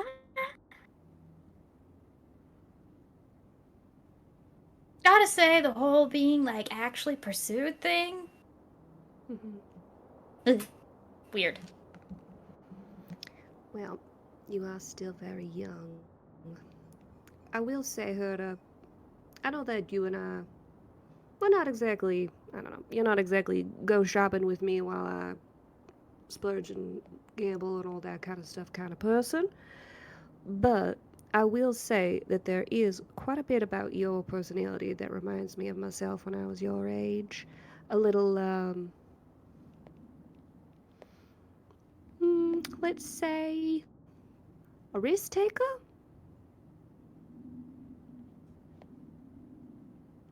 I mean, if you want to put it kindly, I suppose. Yeah, I guess I'm, mom. so, I'm sorry to interrupt here. I just have to imagine that before you say that, we get a snap kind of all the times you just fucking like ate a face full of laser or AC-20 in the middle of this campaign. You could say that. My main question would be in regards to that, and it's going to make me feel a little bit more confident on the battlefield. You, and Goose to a degree also, kind of running problems head first, but something that Goose has that you don't is tactics training, so he can make more of a calculated risk. And I'm not saying that you're stupid or anything like that. No, you I'm can say I'm as just dumb as a bag of bricks. I don't think you are, and I think that's the problem that I'm trying to get at here. You seem to value yourself very lowly on that field. So your tactics, might I say, are you're expendable, and that's not okay, at least not with me.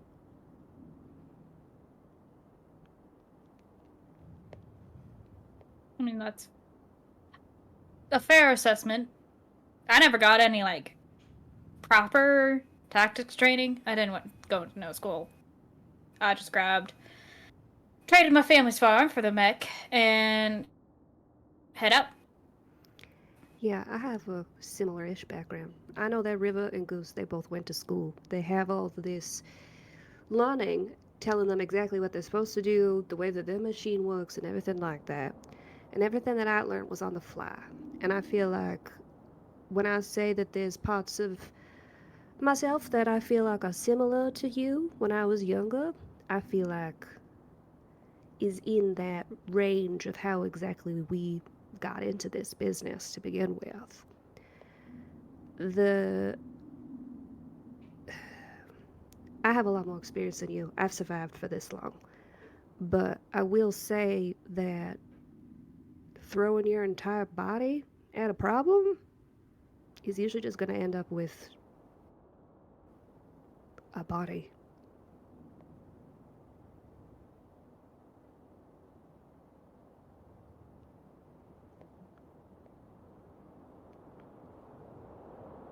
I mean, yeah. Suppose, in the end, it'll just be a body. Body's a body, a body's a body. Yes, but what I'm getting at, sweetheart, is you don't need to go bringing that forth prematurely.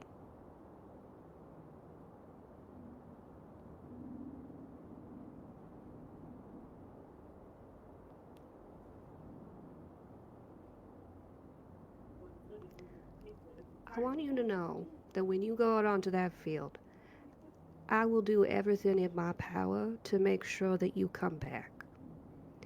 And if you are taking unnecessary risks, you're putting all of us at risk.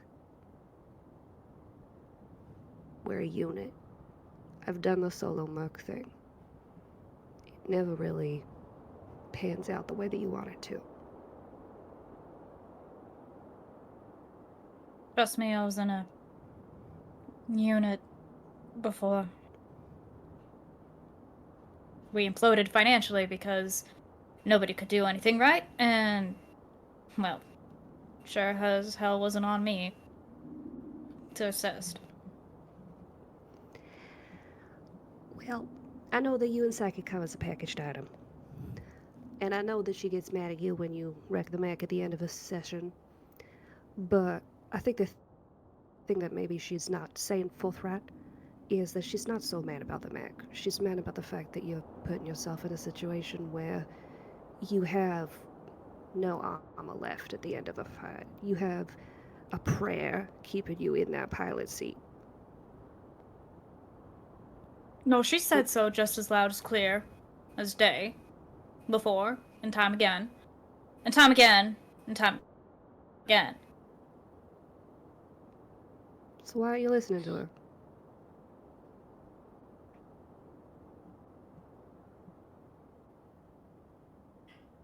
Because at the end of the day, when I get in that cockpit, I just don't hear it no more. I don't hear anything like that about worries about I should make it back. At the end of the day, shit, my death might be just as good for Psyche with me being alive. Payout will be the same. She can actually finally be free and not have to worry about hanging around me.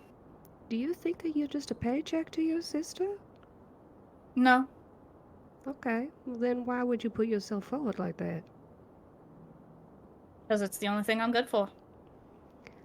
Are you hearing yourself right now? Yeah. Alright, well if the only thing you're good for is dying, then why are you still here? I feel like a part of you knows that that's not true, Herda. And I think you don't have to talk to me about this. But I think you need to figure out what you're so scared of that's keeping you from living your life. Because you might be willing to run into something head first, kill people, potentially get killed. But you're being a bit of a coward running away from your problems. And just deciding that you'll end it all so you don't have to deal with it.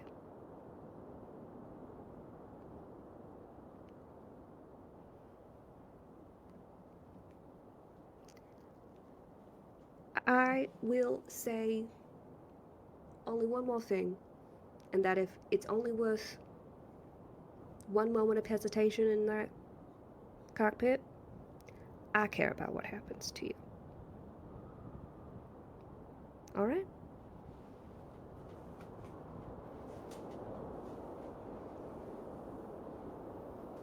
Loud and clear. Okay. So, when was the last time you had a manicure? Because I will tell you that if you are interested in a particular lady, that is something that you'll have to deal with. So, when we get back to the ship, let's have another conversation. Okay, by the way, after we get done with all of this, I don't think I'll be coming back to the ship for a while. Okay. At least there's something to look forward to after the fight. Jayla said she'll be taking me to New Avalon. Oh, interesting. And you've decided that you're gonna go? guess if I shamble out in one piece. No, Huda. You'll go because you will shamble out in one piece. Well, yeah, I mean, I have to shamble out in one piece to go, don't I? Exactly. I don't want you to say if, I want you to say when. Self-love is a muscle that we stretch, and you have to practice. Just the same as you're going to fight, it's something that you have to get good at. So stop saying the ifs and start saying the whens. All right. Okay, let's go see if Goose has blown up the bar. But he doesn't have any ammo on him to do that. I do not doubt that boy's ingenuity. There is a lot of alcohol in there, and there might be a foot torch somewhere. You can make a pop bomb with curry, so Wait, you can? yeah. Mhm. I will tell you all about it. Let's go. All right. It's true, with curry powder, you can make bombs. Like Goose doesn't stay strapped. True. So, ladies, you arrive back in the bar. I'll put on my little Rust Tavern mix again one more time. And also, again, lower the burps because I didn't forget. Thank you for less And it's burps. as. In fact, you two have to, like, not sneak in, but like work your way into the doors in between a group of about 40 or so other people that are making their way into the bar around the same time you two are making it back. Doesn't take a smart man to know. That's probably your gang of folks Marina was talking about who are making their way in. Nonetheless, you're able to kind of cut through that little crowd and maneuver to see your two boys over back by the table. Whatever you're up to, boys, is up to you. Nonetheless, the gang finds themselves assembled. Marina busies herself immediately pouring drinks and serving who she can. People start taking seats. The bar starts getting a little bit busy, and you four are left here. I like the idea that River and Goose have gotten up to some dancing, breaking it down. Line dancing. Goose is teaching line dancing, but to Yes! Korean pop music. Yes! All right, everybody, it's gonna be left twice, right twice, do-si-do. My in joke was gonna be a drunk Goose yelling at River, "Why is Ace both 1 and 11? It don't make no sense." Wait, in cards? Getting cards. You lost me, kid. Right, you don't gamble. It's the other one. Fuck. That's yours, relax. You are the wrong person for this TED Talk. I'll listen anyways. I appreciate you, and I see now why Sierra keeps you around. Hey, you know, I might learn something and she'll be impressed. So. Well, right on cue, those two approach. Hello. I'm seeing that everybody is in one piece. That is wonderful. I almost did not actually let Goose come in one piece, by the way. What Okay. happened? I found a Spill. bikini. Spill. It's a two. You telling the truth. We don't have to know about your guys's. A bikini? Because it's a 2-piece, not a 1-piece. Oh. Okay. I thought you were saying something real juicy, Goose. You fucking baited me. God. Yeah, Goose just D's nuts you with that. Well, I was hoping that, you know, something happened with, you know... Well, yeah, Line. now this is a little too public to play. I just... You can tell us later if you want. Oh, I am going to do some interviews. So, if you guys would be so kind as to make sure that the people that we're going to be taking back to the ship find their way to the car with Jericho so they can head back. You know what I can do is we hire them out. I have Jericho's land vehicle. I could ferry them back to the ship and then just come back. We could get Jericho to take them there, and then we can just take the other car back. I also Yeah. have to drop some stuff off, so Okay, well, we'll make it a whole trip. yay! All right, I'll do some interviews. So Sierra, you're off to go peruse amongst the crowd, talk to people. The rest of you, anybody else engaging with the? There's enough people here. You can easily all go like talk to a patch of people at one time. Or hell, if you want to try to gather people up and do a nice big long, "What's up, folks? We need some work." Speech. That's up to y'all. It's essentially just making sure that the people who are volunteering are able-bodied, like they will be able to do the work, and then it's essentially like, this is what the plan is, this is what we'll do for you. I think for this kind of work, we will offer day pay, and then the people who feel, valuable, Sure. will ask them if they want to continue on. Anybody else investing in this pursuit, or is this solely Sierra's work? Anybody want to get off this rock? I guess Goose is I think assisting. River will scary dog privilege behind Sierra as she works through the crowd. It works for me. Yeah, it's the classic meme where it's just like me walking around with my scary dog privilege. It's River mine.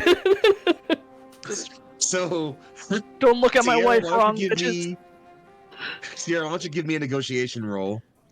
Okay. La, la, la. River, if you want to back that up with intimidation, you can. You don't have to. Do it for the roll anyways. Or I don't know, you roll your own dice. That's a 15, just so you know. Oh, fuck. 15. Got it. My best skill is negotiation. A negotiation and then piloting. Negotiate. I would think River th- will not go mhm. intimidation mode unless Necessary. they sense there is some problem. What is So we'll that? just, back up, offer some stern support, and be a secondary voice and presence behind Sierra. No problem. What is it, boy? Is little what is it, boy? Is little Jimmy in the well? That's for some reason the way you said that made me think of that. Anyways, I don't know. Fair I enough. don't know. Goose, Yeah. I need a roll from you. I'm trying to think of what skill feels appropriate here. It might just be a double charisma if you don't have an appropriate skill. You got it. But I'm gonna say this is not the hardest difficulty for a reason that'll make sense in a bit. Well, that is a 12. Oh, nice. Yeah, absolutely. Okay, so I'll get to you in just a moment then. And that just leaves Herda. Anything you want to do about the scene? You just want to kind of, sit in the back, work the corners, see what's going on. I can talk to a handful of people, I guess, if the plan was to just offer day work. Cool. Very So what's your least, approach I here? can- Just offer I the feel same more thing Sierra's comfortable. I offering? feel more comfortable. Yeah, same stuff. Just divide and conquer since it's a huge crowd. yeah, Herda can Alright, give then- people the information that necessary, Yeah. right? Yeah. Herda, same deal then. Double charisma. Double quiz. And that was, again, a 15 from Sierra, 12 total from Goose. And then, Herda, what you got for me?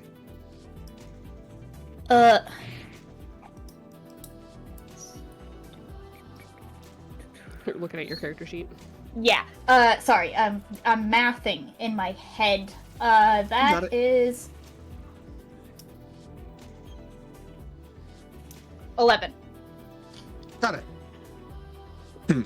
So, Sierra and Herda, both of your requests to grab, just people for day work, get people around. You hear amongst plenty of the rumbling that lots of people have been lacking in work since between the pirates and the scrapyard going down. Lots of folk are just either too scared to get out there and work or just work's been drying up. So it's not too hard to find people who are just like, oh yeah, sure, I'll, even if you tell them hey, we need to haul, we need to bury some bodies, they're not against it. Work is work, money is money, and if you got the sea bills for it, they're looking for it. And so you start gathering some folk who are, sure, well, you can tell me more about it. I'm interested. People are kind of gathering around you. And while there definitely are some people who kind of cut you maybe oh, hey, pretty woman look, Sierra, the river behind you rapidly has that dissolve before anybody has the gall to say anything. They're not stupid. Sierra does not mind if people say something. It'll be very accepted as very quaint. That's nice. Anyway. That's so sweet of you to say. Anyways, goodbye. I just gotta imagine that Herda's just found a way to wrap her fluffy little blanket around herself to make it like a Absolutely. suitable outdoor coat. Yeah, some Just a little tiny shawl of little some kind. marshmallow. Yeah. Herta, you're able to kind of, move around and talk to some people and you start kind of you know, uh again, similarly to Sierra, people are, fully looking for some day work, not a problem. In fact, there are even some people who are like, "Oh, I don't think I've seen you. Are you off-roaders? What are you offering?" And that's kind of when you notice Goose, despite not really being the charismatic folk here, your draw of anyone want to get off this rock seems to start drawing the most people. Like, you start saying, like, hey, like, what's your future? Are you telling people, like, hey, we're a group of mercenaries. We need some people to, like, we need people to work on the ship? Oh, Like, it's hey, who wants to get off this rock? All right, we need some things done first, and if we find it appropriate, we can take you away. Take us with you. Like, yeah, no, take you with I think us. regardless, like, there are people who are like, yeah, sure, no, what do you need done? Like, people who are, sure, there are questions being asked, like, who are you? Do you have a drop ship? Like, what do you, like, things like that. But the moment you start offering clarification on shit like that, yeah, people are gathering around you and very interested, as it seems like between the four of you working you've got a good say of them, 50 or so people who are here, you've got maybe a good 35, 40 of them, maybe even a few more than that, all with your ear interested. And, it's, you're gonna, the budget might be a bit tight, but you'll let Camilla figure that out, frankly. We get approximately 37 people on board. I was gonna say I'll allow 37. we lost more than 40 people. So Yeah, we Yeah. lost Is it a like math 64 or something. But you said 37, 37 in a certain aspects, department. 12 Yeah. Oh, okay. somethings. I wrote down 4 somethings. The and 12 there's- ship Four crew, 4 medics. med techs, and Yeah. 3 support staff. Yeah. But Partridge and 37 Periphery. for the Aztecs was the largest crew Yeah. we lost. Yeah. Because If someone they... is a medic on this planet and they want to leave, I'm Yeah, sure we will happily please. accept them. Oh yeah, you we're gonna get take at least away the one person. only. It's now it's more of like again, they're an old soul and they tell you they are retired. They used to work at, like, field hospital at a scrapyard. So it's not like they have a medical degree, but it's sometimes the miner came to me and was missing a finger, and I helped the best as I could. Listen, But- if it's field hospital work, that's probably good as gold for us, right? Yeah, Oh, Yeah, that's no, right. absolutely. seen How some many bloody people are shit at injured? their field hospital. So you all gather a solid crowd, and I'll say, you all blew my rolls out of the water. Great job, friends. So you're absolutely recruiting a fair gathering of people. While you don't have perfect numbers until you get back to Camilla, you're feeling like you're bringing back a pretty good gaggle of people. And given that you're going to give these people work, you're pretty certain that if you brought even like one of these people, or even sent some people back to town to go, hey, we need some more people, the word will spread. People are going to be looking for you. You might even get the people showing up at the scrapyard being like, what's up? Can we work? Yeah, Sierra, I think, is going to try and keep tabs on people, whether that's like giving them a Visi vest or whatever. So we know who we have brought into that space, because I think Sierra is a absolutely. little paranoid that there might be some tech people from Comstar on the planet still, that if they get into our space Valid, sir. stealth-wise, this would be how they would do it, because we're bringing a lot of people in. Especially So, if word's gonna Absolutely. spread. Yeah, so she wants to know how many Well- people are coming in, how many people are going out, and make sure those numbers match. Well, I'll say between you doing that and you assume Camilla will get names, run checks, and get any references she can for anybody who comes and offers their work permanently with the group or even temporarily.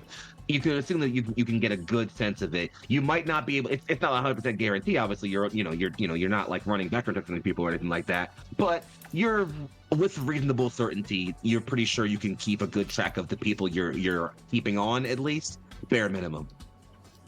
As you're kind of, tallying up Sierra, you're tallying River, you're kind of keeping track, maybe people even like offering handshakes to the River, you're shaking hands, you're greeting people, Goose, you're gathering more people, telling them where to go. Jericho's come and offered to start ferrying people back and forth and such. Herta, Marina actually walks up to you and hands you what looks to be a small slip of paper of some kind, and just, someone slipped that by for you and your friends, actually. Who did she give it to? You said Marina.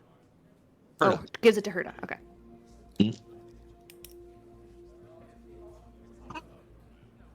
Well, if you don't mind, and Herda just like reads it right in front of Marina. It just says 2 buildings left, 1 right.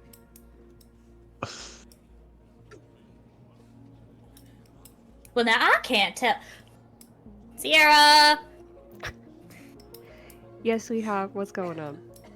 directions. Okay. To And- what? Herda just hands paper over. To what, sweetheart?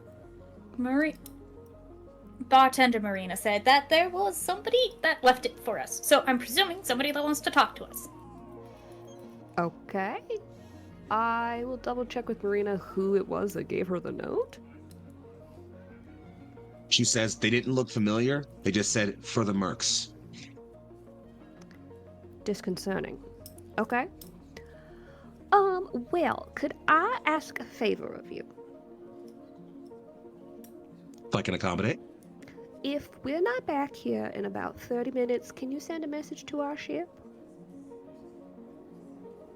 I've got a local comm line operating. If it's still functional and the battery's not dead, I'll see what I can do. Okay, well, I'll give you a battery if you need one.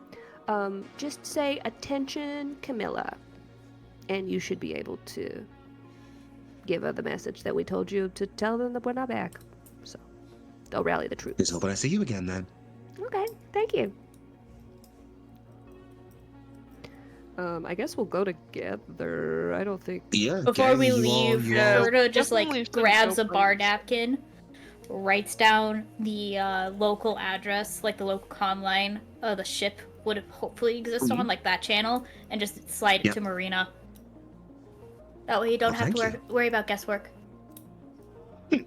Much appreciated. You all be safe. We'll try our best. I never am, but I'm always okay. I'm not You allowed all- to throw myself in danger anymore. No. Like you won't do it anyways. Allowed. Let's go check it out, I guess. As Uh, you all... Sorry, go ahead.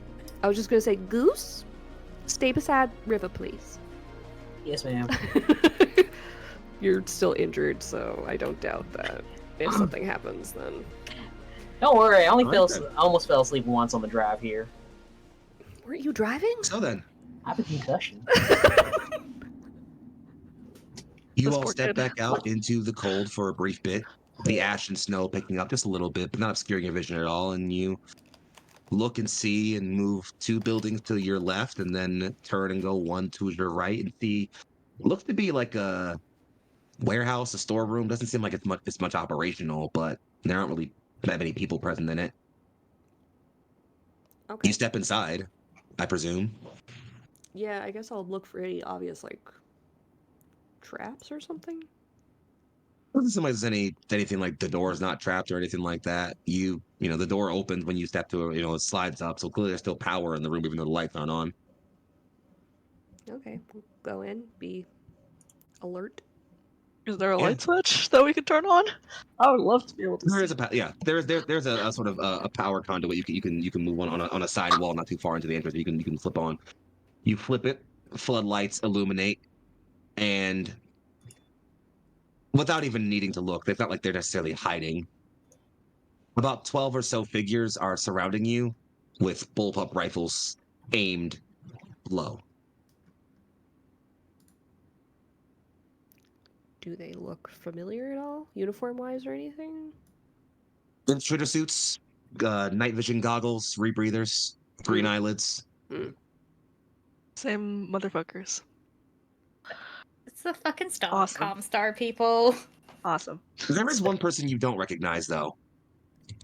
And it was maybe a bit. She's not exactly statuesque, so you wouldn't have noticed her immediately. She's rather short, in fact.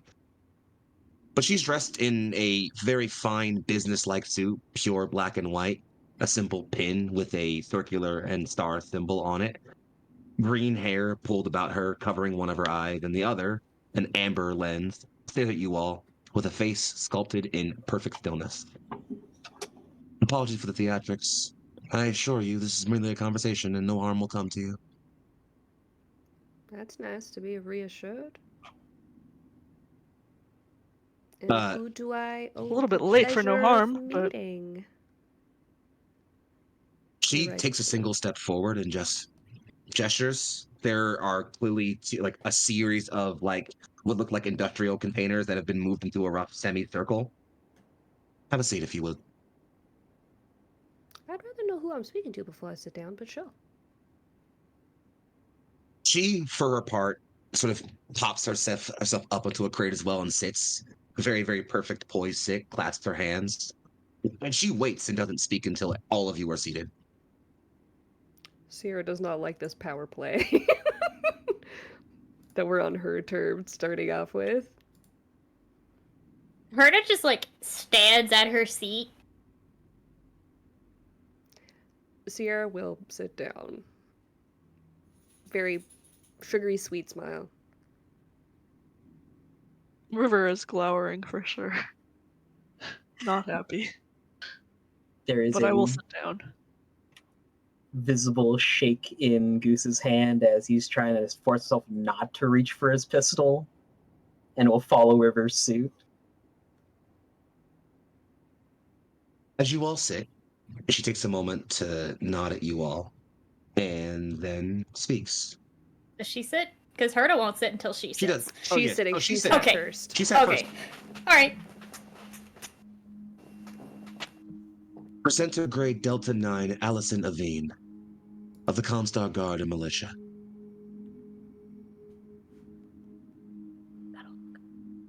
I love me a black cat. Ooh. Me, Bailey. That's Sierra, I guess. Well, it's nice to make your acquaintance, Allison. The pleasure, I assure you, is mine. Oh, well, thank you. I guess my reputation precedes me. Quite. I understand that your escapades on Salient 2 have been observed closely by interested parties. The Drake Fangs are an interesting anomaly in a series of orchestrated events. Worthy of attention. Mm-mm. All right. Well, do you want to explain why? Certainly, Miss Sai. My organization represents several things within the inner sphere. Neutrality, stability, communication, and other things less important for this conversation. Most importantly, however, we represent a focus, a drive, a goal. Many approach it with differing motifs and ideologies, but the goal remains the same.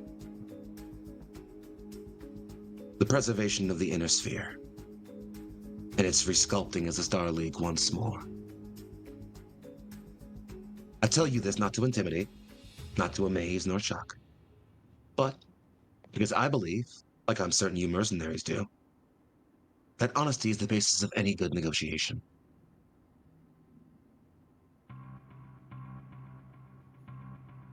Oh, do enlighten us. Continue to be honest. Certainly. 253 years of succession wars. The great houses endlessly grinding against themselves, technology spiraling into decline as they do so. While borders barely move and trillions die. One must wonder how long it can go on. The great houses are, despite their boasting and braggarting, largely evenly matched. It would stand to reason that if trends continue, they will grind against one another unto their own annihilation, leaving whoever is capable to grasp the inner sphere in their hands and shape it towards a better future. This is the ideology of the great Jerome Blake. This is the mission of Comstar.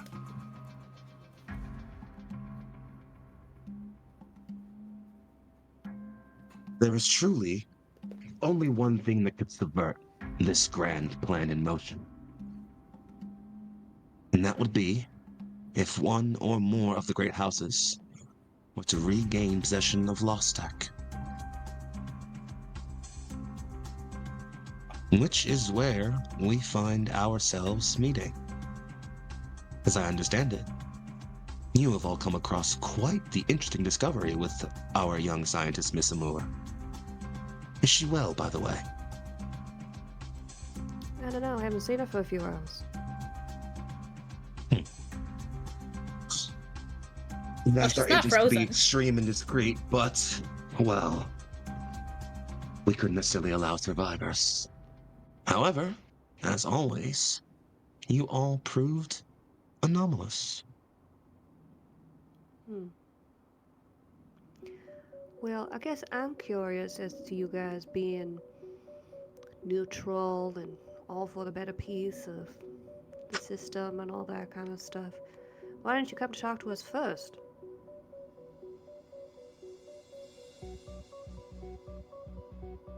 Simple matter of contingency. Eliminating you was the easiest ideology. Cleaning up loose ends. I guess maybe we proved you wrong as to it being the easiest. Indeed. Hence, why I am here. So you're the I closer. will dispense with the peacocking and be very direct. I am offering you the opportunity to sell that memory core. And if we refuse? I'm sorry, I don't believe I've made myself perfectly clear.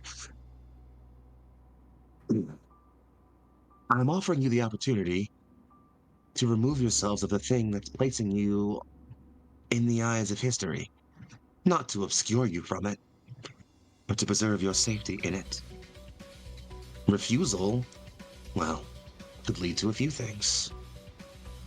Assuming you allow Jayla to restore that core to House Davian, House Liao will mar you, order you dead in their borders. You could hide yourself somewhere else, but it doesn't quite save you from us, now does it? After all, need I not remind you, Comstar operates and runs the Mercenary Review and Commission Board. Do you want to know something really interesting, Allison? Enlighten me, please. When we first found that thing, the memory core, my first question was, should we tell Comstar? And I think maybe without your dallying, this all would have been resolved real quick, real easily, without anybody needing to die. So, your assumption that we are either A, stupid, B, cowards, or C, bloodthirsty, I think has really harbored, resentment?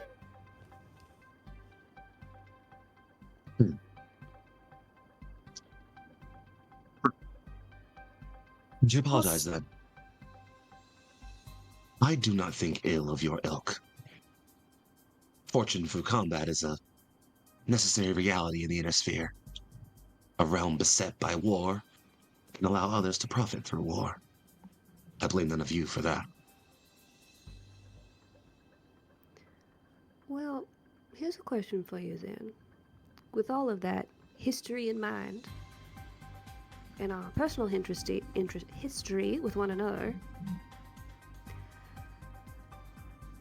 what kind of assurance do we have that you're not gonna just do away with us anyways, if we hand this over?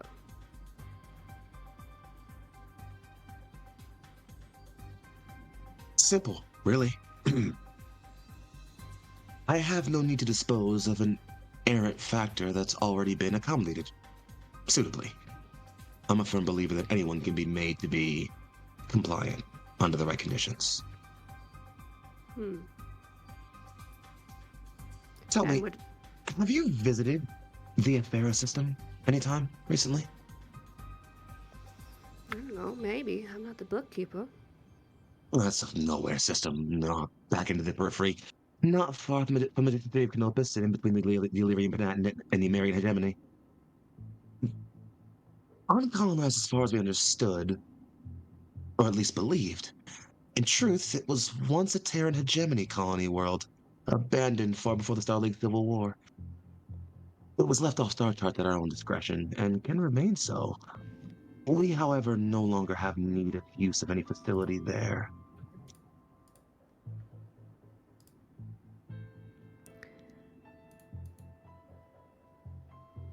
I, once again, am asking the question as to why you think threatening me is the right way to be able to get what you want. Threatening you. I'm offering you a planet. I don't want a planet. Certainly. But does your spouse feel similarly? After all, a planet to yourselves is easy retirement. Funding for the rest of your days. No more cockpits. No more comrades dead. Don't even fucking mention me, you bitch. You get my husband's name out of your mouth. She folds. Apologies if I offered any offense. I was merely curious. Apologize to the dead! Quit apologizing. Dead.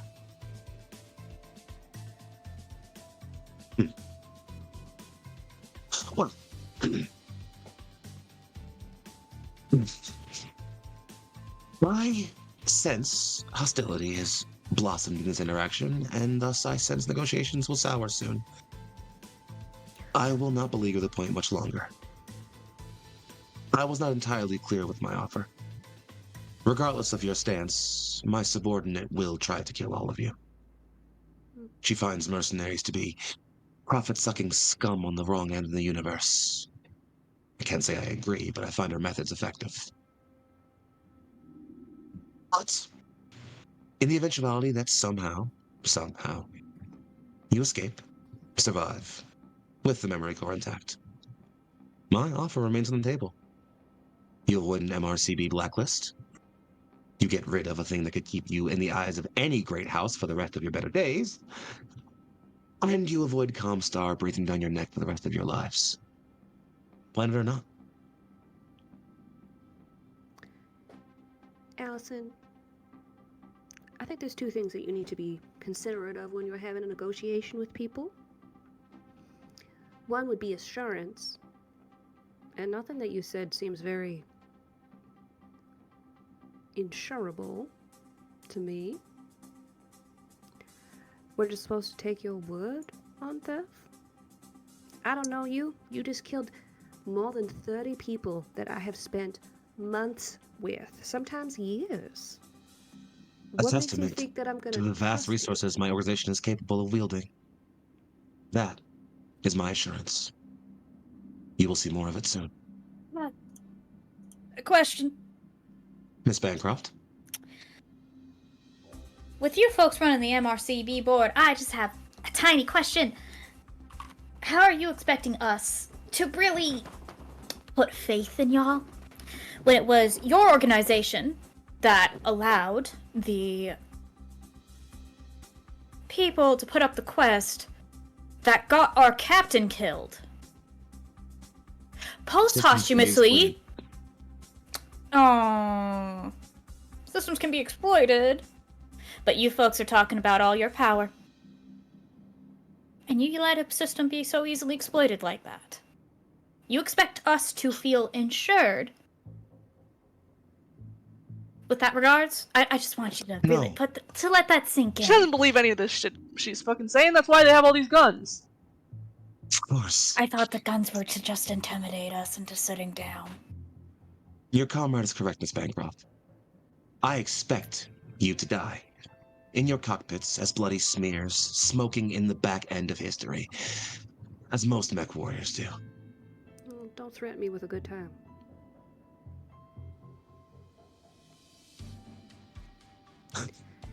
Nonetheless, my eyes will be on you, and my offer remains in such a time as you are incapable of fulfilling it. One way or another. I have a quick question, Comstar. Are you recording this conversation? A curious question. Seems necessary, right? With all of your tying up loose ends and whatnot. say we are. Okay. Allison's superiors? She's very bad at negotiating. I feel like efficiency, if that's a priority, needs to be reassessed. Have a lovely day. We appreciate you Allison. logging a consumer complaint. It will be filed with the appropriate departments and handled with leniency. Comstar thanks you for your business. Well, how are we supposed to contact you if we have questions? Rest assured, when the time comes, I will contact you. If I don't, you will be dead.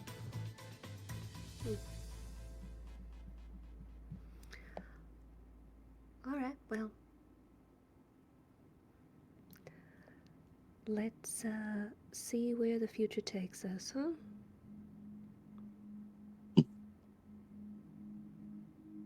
She slowly stands up, waves a hand, and the guards begin to kind of lower their guns more and file out in neat rows. Good evening, then, mercenaries.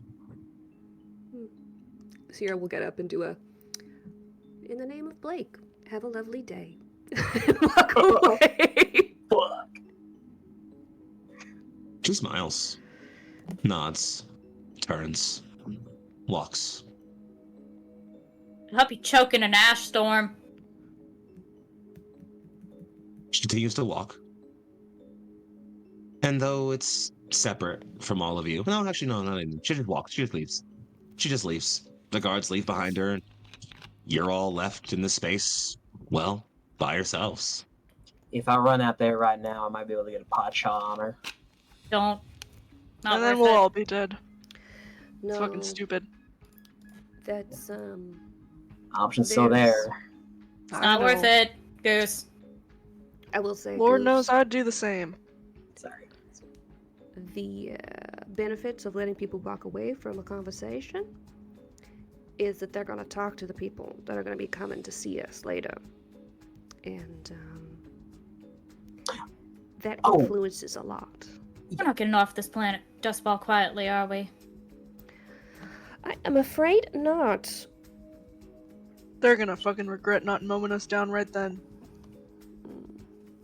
I think that they're going to regret that they didn't just try and talk to us in the first place. They don't give a damn. Are we seriously I gonna think sell that so. thing? Well, I mean, I feel like it's our responsibility to tell Camilla and everyone about it, but in my personal opinion, no. Good, because if we sell it, I don't think I get that ticket to New Avalon anymore. My 3 favorite things in this world are good liquor, my dear husband, and being petty as hell. So, I'm just saying, I think that would make my girlfriend. your girlfriend? Yeah, she just pretty much asked me to come to visit her home planet. I think that means we're probably dating. Have y'all even held hands yet? I think you have to go on a date, Herda. Yeah. She's holding my jacket hostage. So steady. Question mark? I'll No, also- she's quite literally holding my jacket hostage. I ain't getting it back until we walk out of here. Might I suggest that you don't refer to it as hostage when you want the other person to be having it?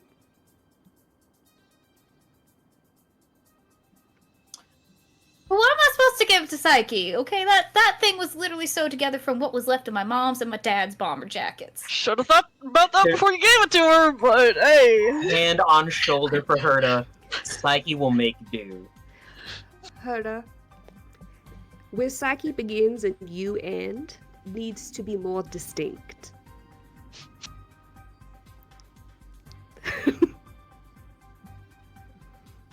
Okay? Well, I've had enough fun bullying her to. Okay, let's go back.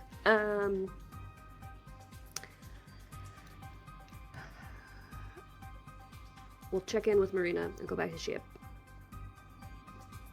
Sounds like a plan. Okay. I'm changing service providers after this. We can't change have service no choice. providers. They are a monopoly. What? No! Damn it! Then I'm going off the fucking grid. I don't Here give a is damn. a suggestion for you, Goose. I would look into the Exodus, our famous historical Captain Exodus, and figure out how we can accomplish that. Sounds good? I could do that. Cool. What do you mean? Kerensky's dead. They're gone. We don't know what happened. It's not even a thing to worry about. Sierra is not saying Kon- that But they're still Kerensky there. left. She's just Also, saying I we find could it funny leave. They left. They I left, also and they find were it able funny to that keep you're out of referencing the Exodus Comstar when- area. When my intro call out to you referenced Primus Mindel Waterly of Comstar, whose famous thing is that she had a dream about monsters from beyond their sphere and put Comstar on a mission to go find what happened to Kerensky's Exodus. So, Oh, you know. that's great. Cosmically You're- aligned, you're- as always, Bailey. I'm Oh. just me and Foxy are just like wires. Are there anything else we need to handle in this scene here, friends? I'm No, good. I think we're all heading back because there's not much else to really do here. All right, then. If I run out there, I could hit it with my car. Yeah, all Maybe I've take got a right pump now is shot lust at the for blood. recording equipment. That's, not acceptable.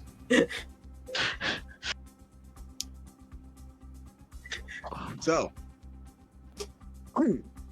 with nothing more to do but to get back to your base with the rest of your comrades and your new co-workers to prepare yourselves for whatever awaits that Comstock's going to throw at you, because Herd is absolutely right.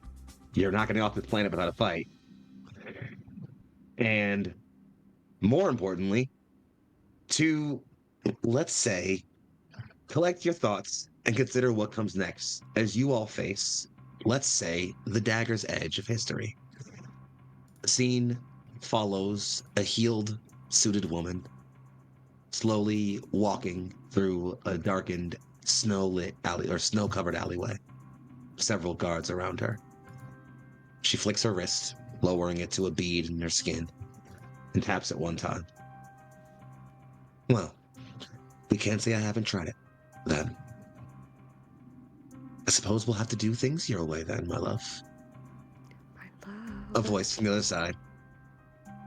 By the wisdom and will of Blake, in the shadows that lie between stars, for the glory and preservation of the inner sphere, the intruders will die. And with that, we bring tonight's episode of The Mercenaries Do to an end. It's Nega Sierra and River. If they went the, Gross. if they went the Corpo path, yeah. Yeah, they went the weird Comstar path. Yo.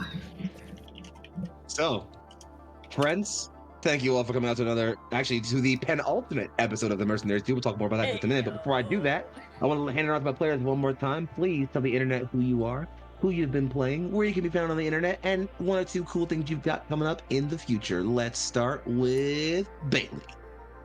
Hello, that's me. I'm Bailey, or Skepsis3, or Skepsis_Re. I was Sierra Sai tonight. Thank you for listening to me yap. I feel like I did a lot of yapping in this episode. I will say this weekend is the final weekend for the charity stream that I am helping out with on the Twitch channel, The Default Streamer. It is a charity stream for an LGBTQIA+, the community group and the Kind Clinic in Texas that works towards giving affordable health to people in Texas and people who can't afford medications and everything else like that. They also provide really important gender-affirming care. So if you had the time to drop in to watch that stream, that would be great. You can find the dates and times probably in the server somewhere, on the Neon Light server. I think there is a post in there. If not, just head on over to the Default Streamer on Twitch in the midday to afternoon on Saturday and Sunday. Absolutely. Thank you for the reminder, Bailey. I'm actually even going to go ahead and drop the Twitch link right on into the chat for us as, yeah, Ooh, a we good might be friend of able the show, Default Streamer, is we doing might a super awesome charity stream. So we please, might if be you able can, I was gonna Mhm. say we might be able to rate them afterwards if people want to stick around. Yeah, that's They're that's still fine. We'll on. see if we can't drop over and give them some love. Please, if you can, take some time to drop over. It's a great charity for a great cause run by a great person who I care for very deeply. So please take some time and offer them entry. Tell them Foxy sent you. Passing it on along to Rainy.